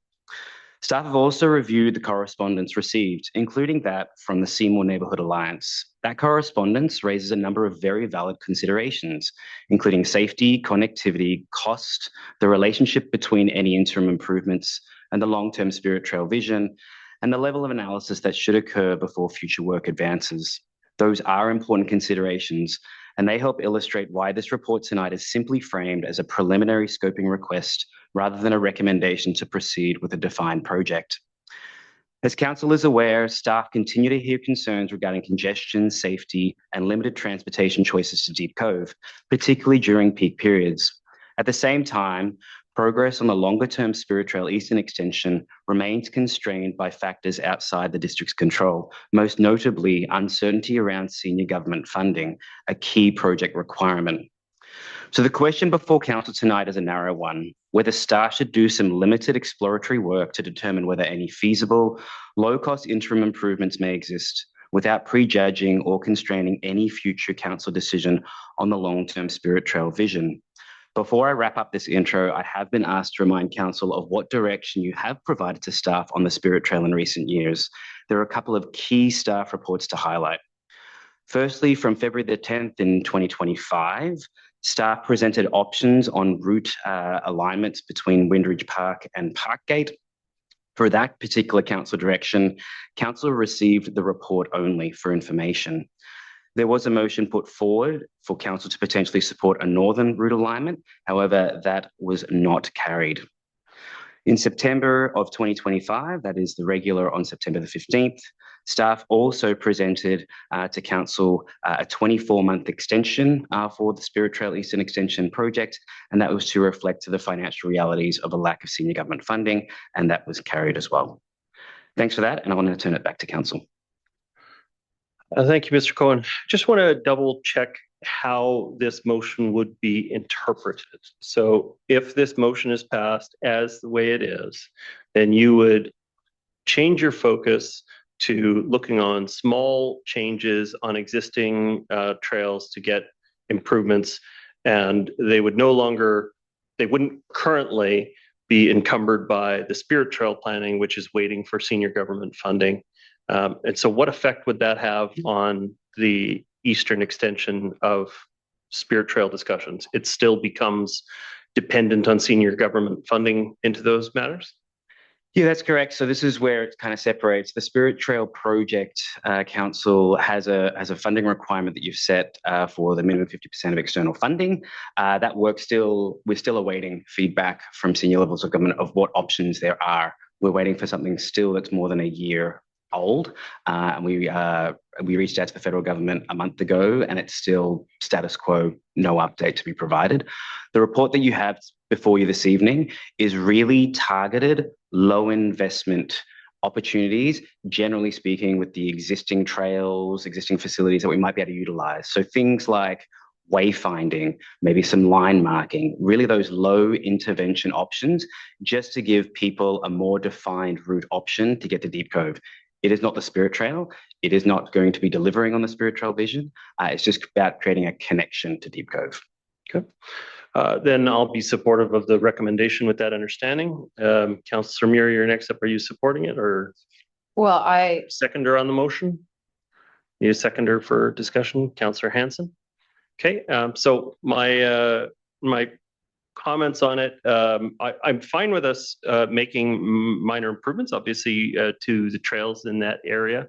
I'm very familiar with them. That's my general neighborhood, and we use the trails to get down to Deep Cove or to Kate's Park on a regular basis, and have for decades. So I'm very familiar with that area and the infrastructure that we have. The challenge is always going to be able to accommodate a descending, ascending route into the cove. The contours are unforgiving.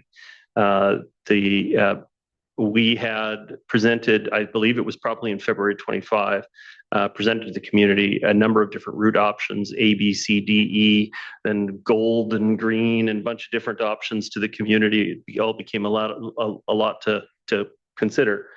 And where we ran into a challenge is that the sweeping route to come into the cove was extremely disruptive, and the direct route to come into the cove was prohibitively expensive because it would require retaining walls and descending down some rather steep areas in order to retain the approximate 4-degree grade of a Spirit Trail area. What I see as how people use the space is that the Spirit Trail it should have been on the lower road, which would take a partnership with the Tsleil-Waututh Nation and other land managers along that route. I was through that area many times this last weekend. The number of cyclists on Dollarton far exceeded the number of cyclists on Mount Seymour Parkway. So committing to such an expensive way to move people from Parkgate down, when the reality is people want to be on the less hilly, lower route, is problematic for me. And so I'm fully supportive of us finding reasonable ways to improve the current infrastructure that's there with relatively low costs. And but I don't see us moving to extend Spirit Trail in the traditional definition of Spirit Trail all the way down to the Cove. The cost to do that, the disruption to do that, I don't think makes a lot of sense. And frankly, you're better off to improve 4 or 5 different alternative routes that represent different skill levels and different direct routes through the community in a minor way, rather than trying to have a one-size-fits-all on one particular route with the huge challenge of descending from the elevation of Parkgate into Deep Cove.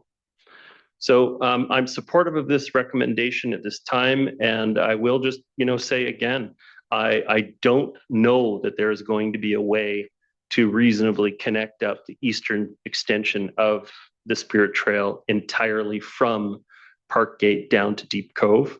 And I think that we would be better off investing the money improving the supportive routes in and around Dollarton and other ways to get in and out of the Cove than trying to build a one-size-fits-all service. So seconder on the matter was Councillor Hanson. Do you have additional comments? Yeah, thank you very much. I won't speak about the Spirit Trail at all. I don't see that as being what's before us. I mean, what stood out to me on the staff report was the idea it was going to be low cost to the district. I mean, if in fact there are low cost options that where they make substantial use of existing trails, connections, or road segments.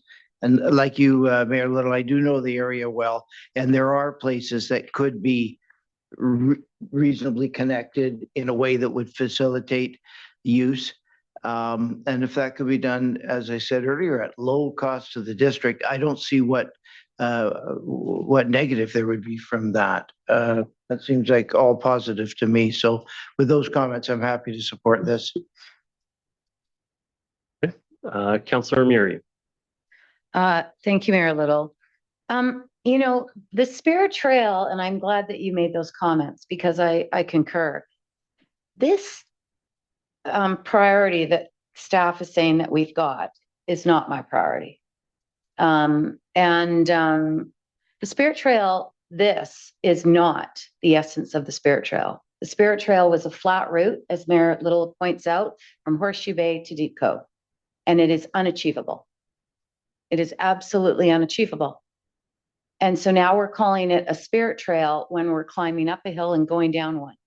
And it is not going to be for people that have mobility issues, seniors, even people with buggies and small children. It's just not what the Spirit Trail was intended to be. We're never going to be able to achieve that because we can't run along the waterfront.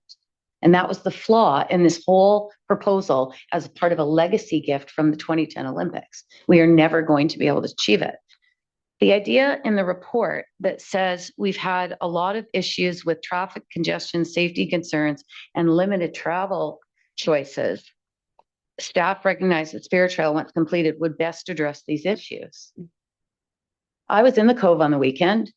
There was like 100 road riders, as usual, that rode down Dollarton. I was there. I was going down and leaving. I went for my plunge and then went back. When I went back, they were 2 of them were walking up the parkway, and the rest of them were riding in the outside lane up past your house. That's when they come on the weekends.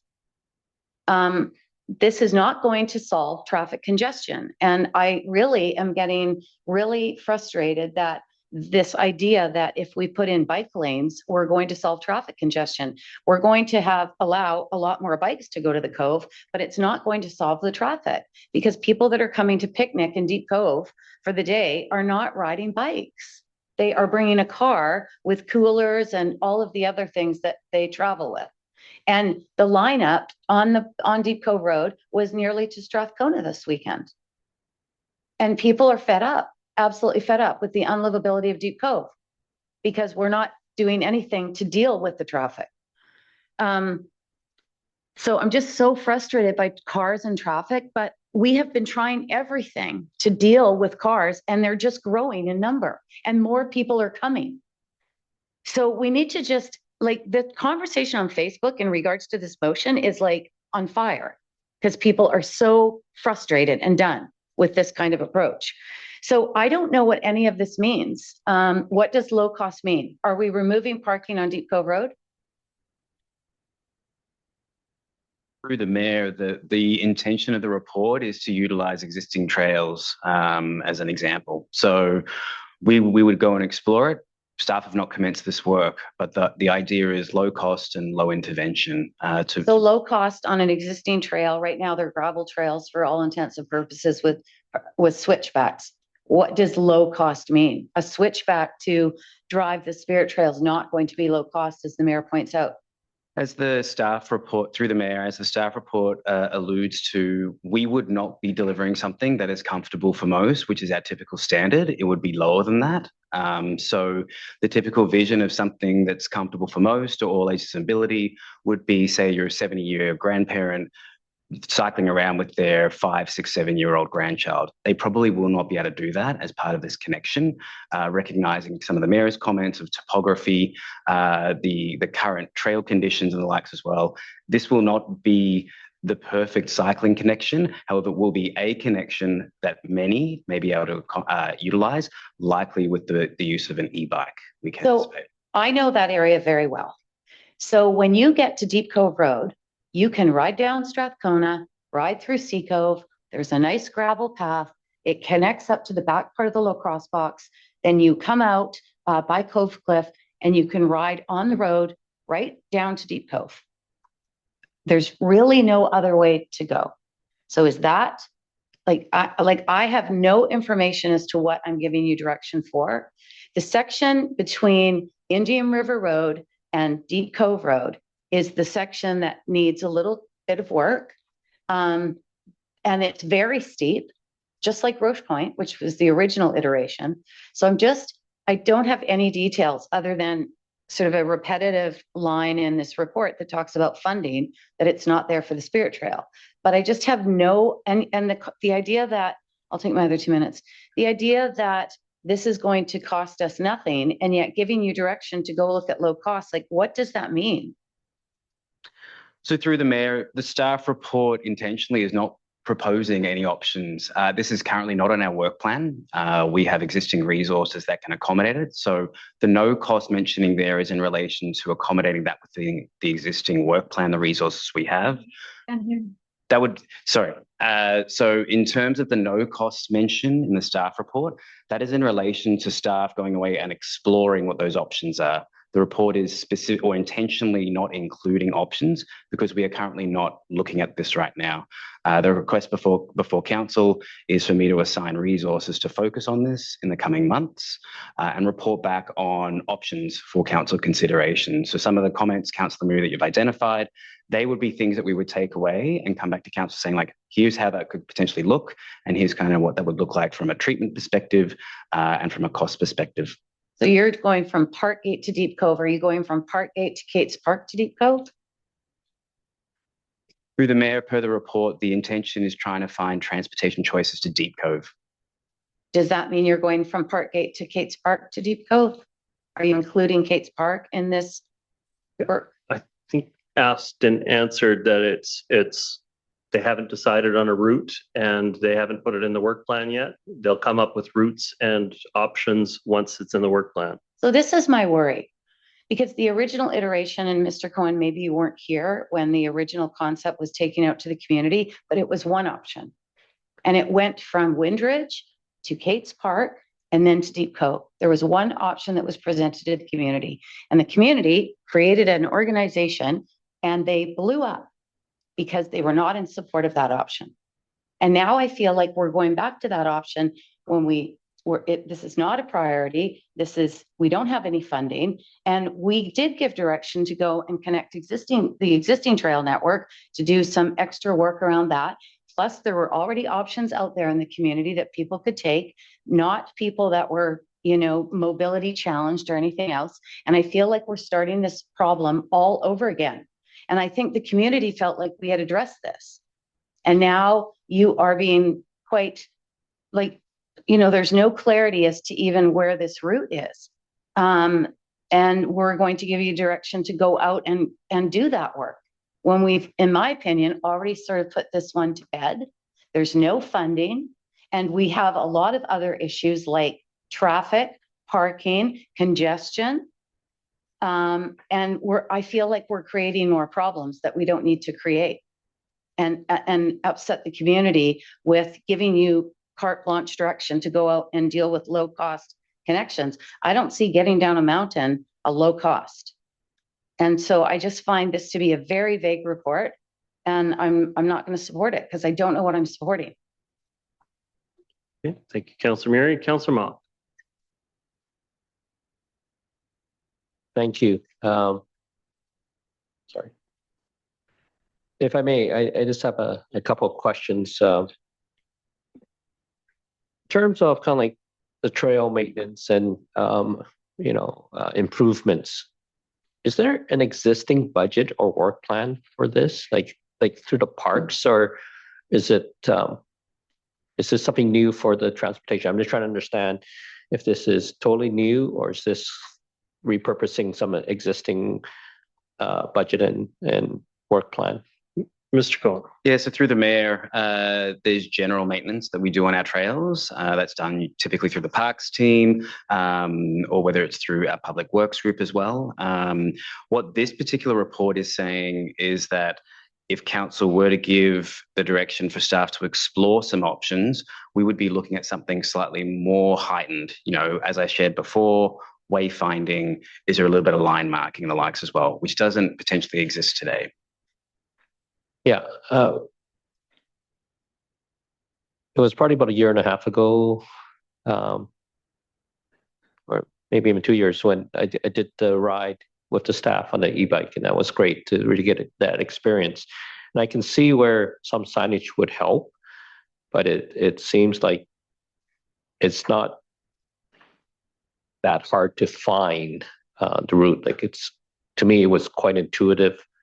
Maybe it's because I was following staff, but I found it quite intuitive. My concern is if we do some of these improvements, and I know the word, or spirit trail is barely mentioned in this report, but it could potentially lead or put in the foundation for the selection of a route. If you start kind of like fixing things along the way, do we eventually just connect the dots to do the routes?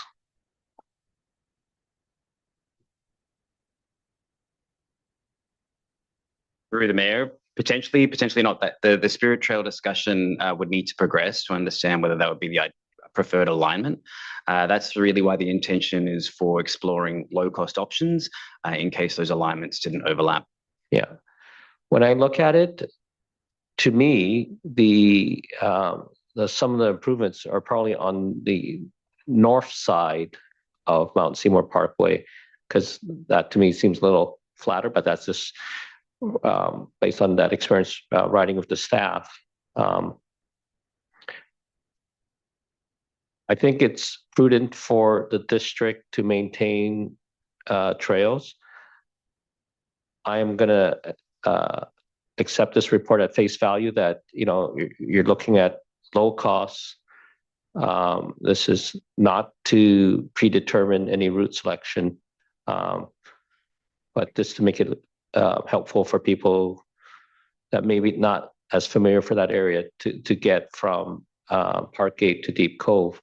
But I do look forward to seeing the report before any concrete steps are taken. So thank you. Councillor Ma. Councillor Beck. Thank you, Mayor Little. I support this recommendation here tonight. what's being proposed are some interim solutions at a relatively low cost to improve the experience for people that are cycling out to one of the most popular areas of the district, particularly in the summer months. I know we do have some improvements along Dollarton already planned. This is outside of this scope, but I'm thinking further west. Can you comment on those? Yeah, so through the mayor, staff in our public works department are working at some shoulder enhancements outside the Tupper Workyard. That's generally just to the east of the Maplewood Fire and Rescue Centre. And can you talk a little? Can you explain a little bit more what we're planning there? Through the mayor, there are just some modest improvements for some rehabilitation works for drainage, some shoulder widening. So while there might not be defined facilities for pedestrians and cyclists, there will be additional paved areas just as part of our rehabilitation works that could be utilized as a shoulder. I think that would be a really, really positive thing, knowing how many people use Dollarton and have been asking for improvements along there for a very long time. Setting Spirit Trail aside, that's not what we're discussing here. We're discussing short-term improvements, things like wayfinding, which can make a real difference. I think, particularly as you get closer to Deep Cove, we could really use some improvements with that, and making some of those trail connections just a little bit easier. Keeping in mind that lots of people are going to be on e-bikes, cargo bikes, etc. I'm looking forward to any report back with anything that can be done for this summer. We're about to head into, say, another very busy summer season, and I tend to, support the sort of quick implementation measures that we've been doing over the last couple of years. I think they've been quite effective. Say wayfinding, plastic delineators, things that make an improvement and much better experience for people that are cycling, but at a relatively low cost compared to some of the more engineered solutions. So at this point, I think this is a fairly simple. Do we support these sorts of measures that are going to just be able to implement it quickly? And the answer is yes. And this will be a report back to council. So I look forward to seeing what some of those specific projects are. Well, I did ask, we are heading into the summer season. When can we expect to see some of these changes to come back? Through the mayor, the direction that staff are seeing is just to simply explore some options. We would be reporting back with options before anything would go in place on site. We would have to work with the clerk whether getting something back before the summer break is achievable. I think timing could be tight, but we can take that offline and talk with the clerk's team.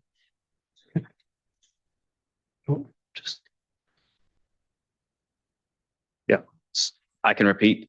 Yeah, the last part. Yeah. Through the mayor. So we will work with the clerk's department in terms of what opportunities there are for when to report back. But just the staff report is just requesting just to explore some options, not to go and implement those solutions until we come back to council for further direction.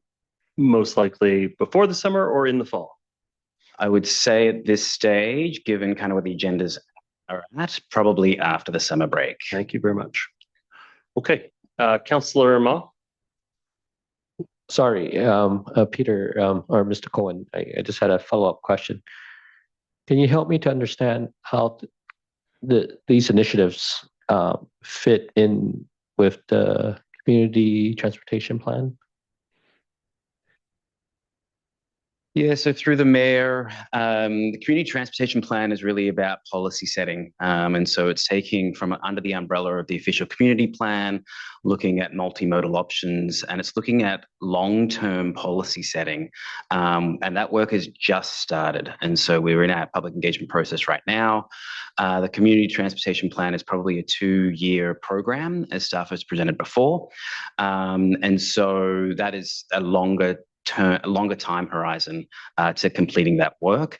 That being said, I am anticipating multimodal policy will probably be part of that community transportation plan in continuing on from the OCP work. So I think it's complementary with kind of the CTP work. Okay, thank you. Councillor Forbes, and I will just note the time. We have about 9 minutes left till the meeting ends. Councillor Forbes. I'll try to be quick and short.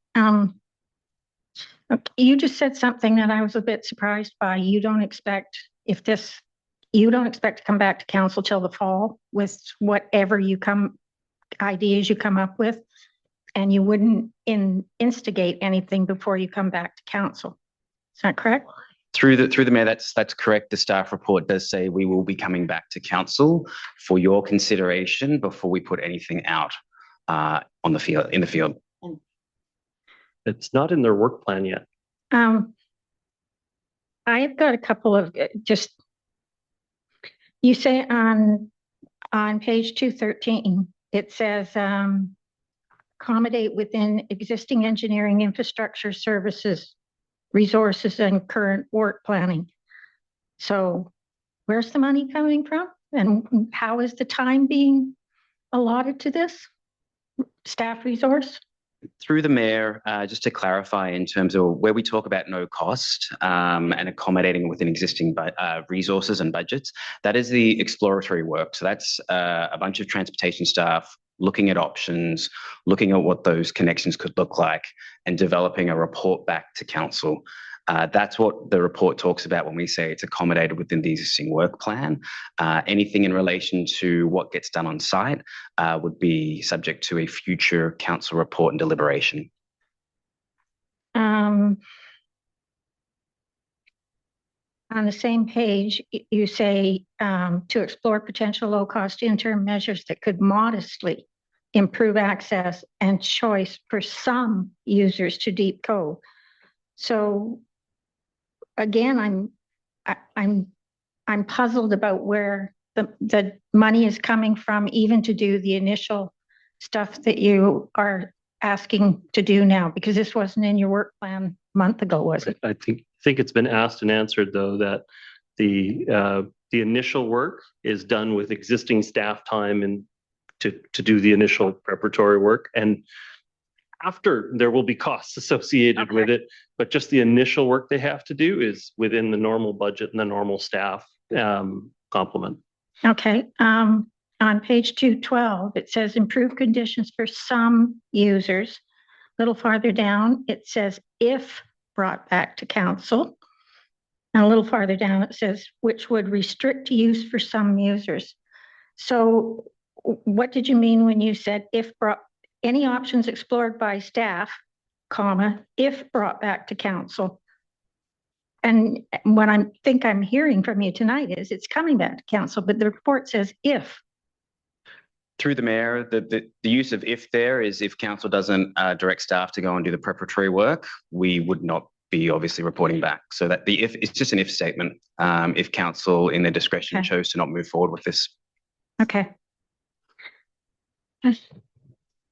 Oops, sorry.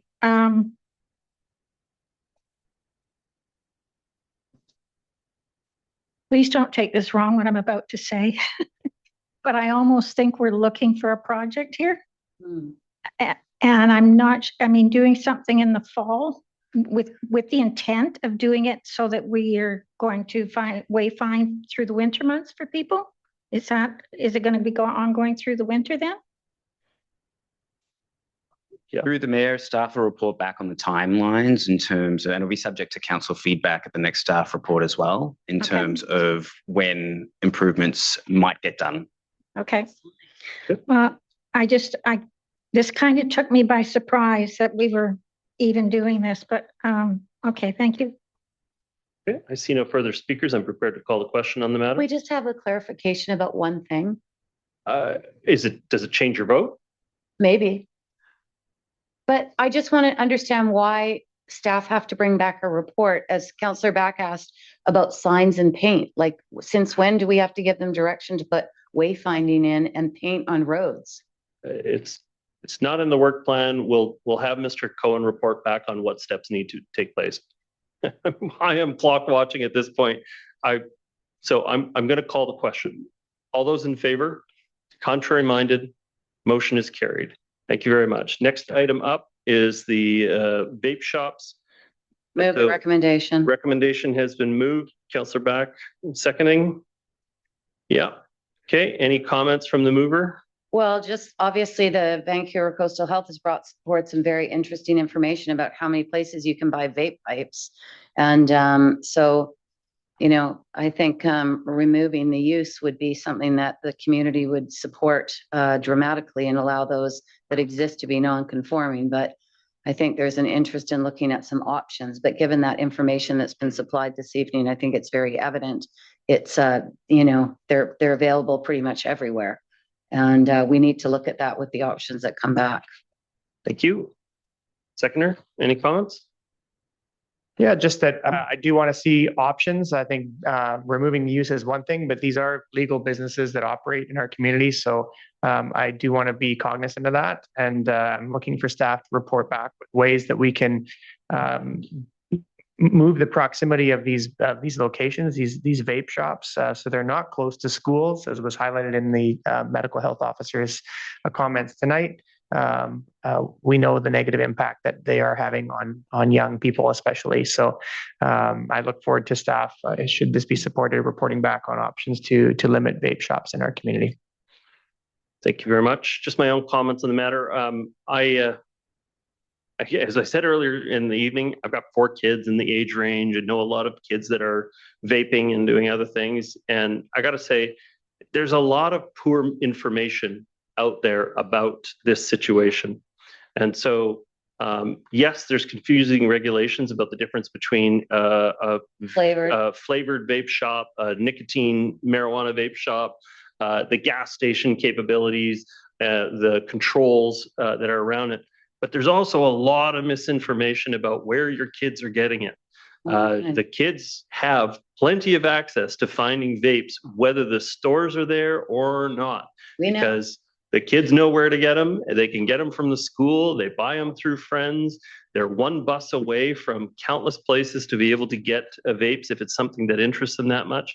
And so I think we also need to plan to combat the poor quality information that's been out in some of this discussion. So anyway, I'll be supportive of the recommendation. I see no further speakers. Prepared to call the question. All in favor? Contrary minded? Motion is carried. Council, we don't have time for any reports at this point, so we've completed the business of this evening's meetings. I will accept adjournment. Where did you get your beer when you were 16, Accepted from Councillor Ma. And thank you very much, everybody, for your participation. Thank you to staff for your preparation of the reports for our consideration. And thank you, Council, for making decisions on these important matters. Everybody have a fantastic night.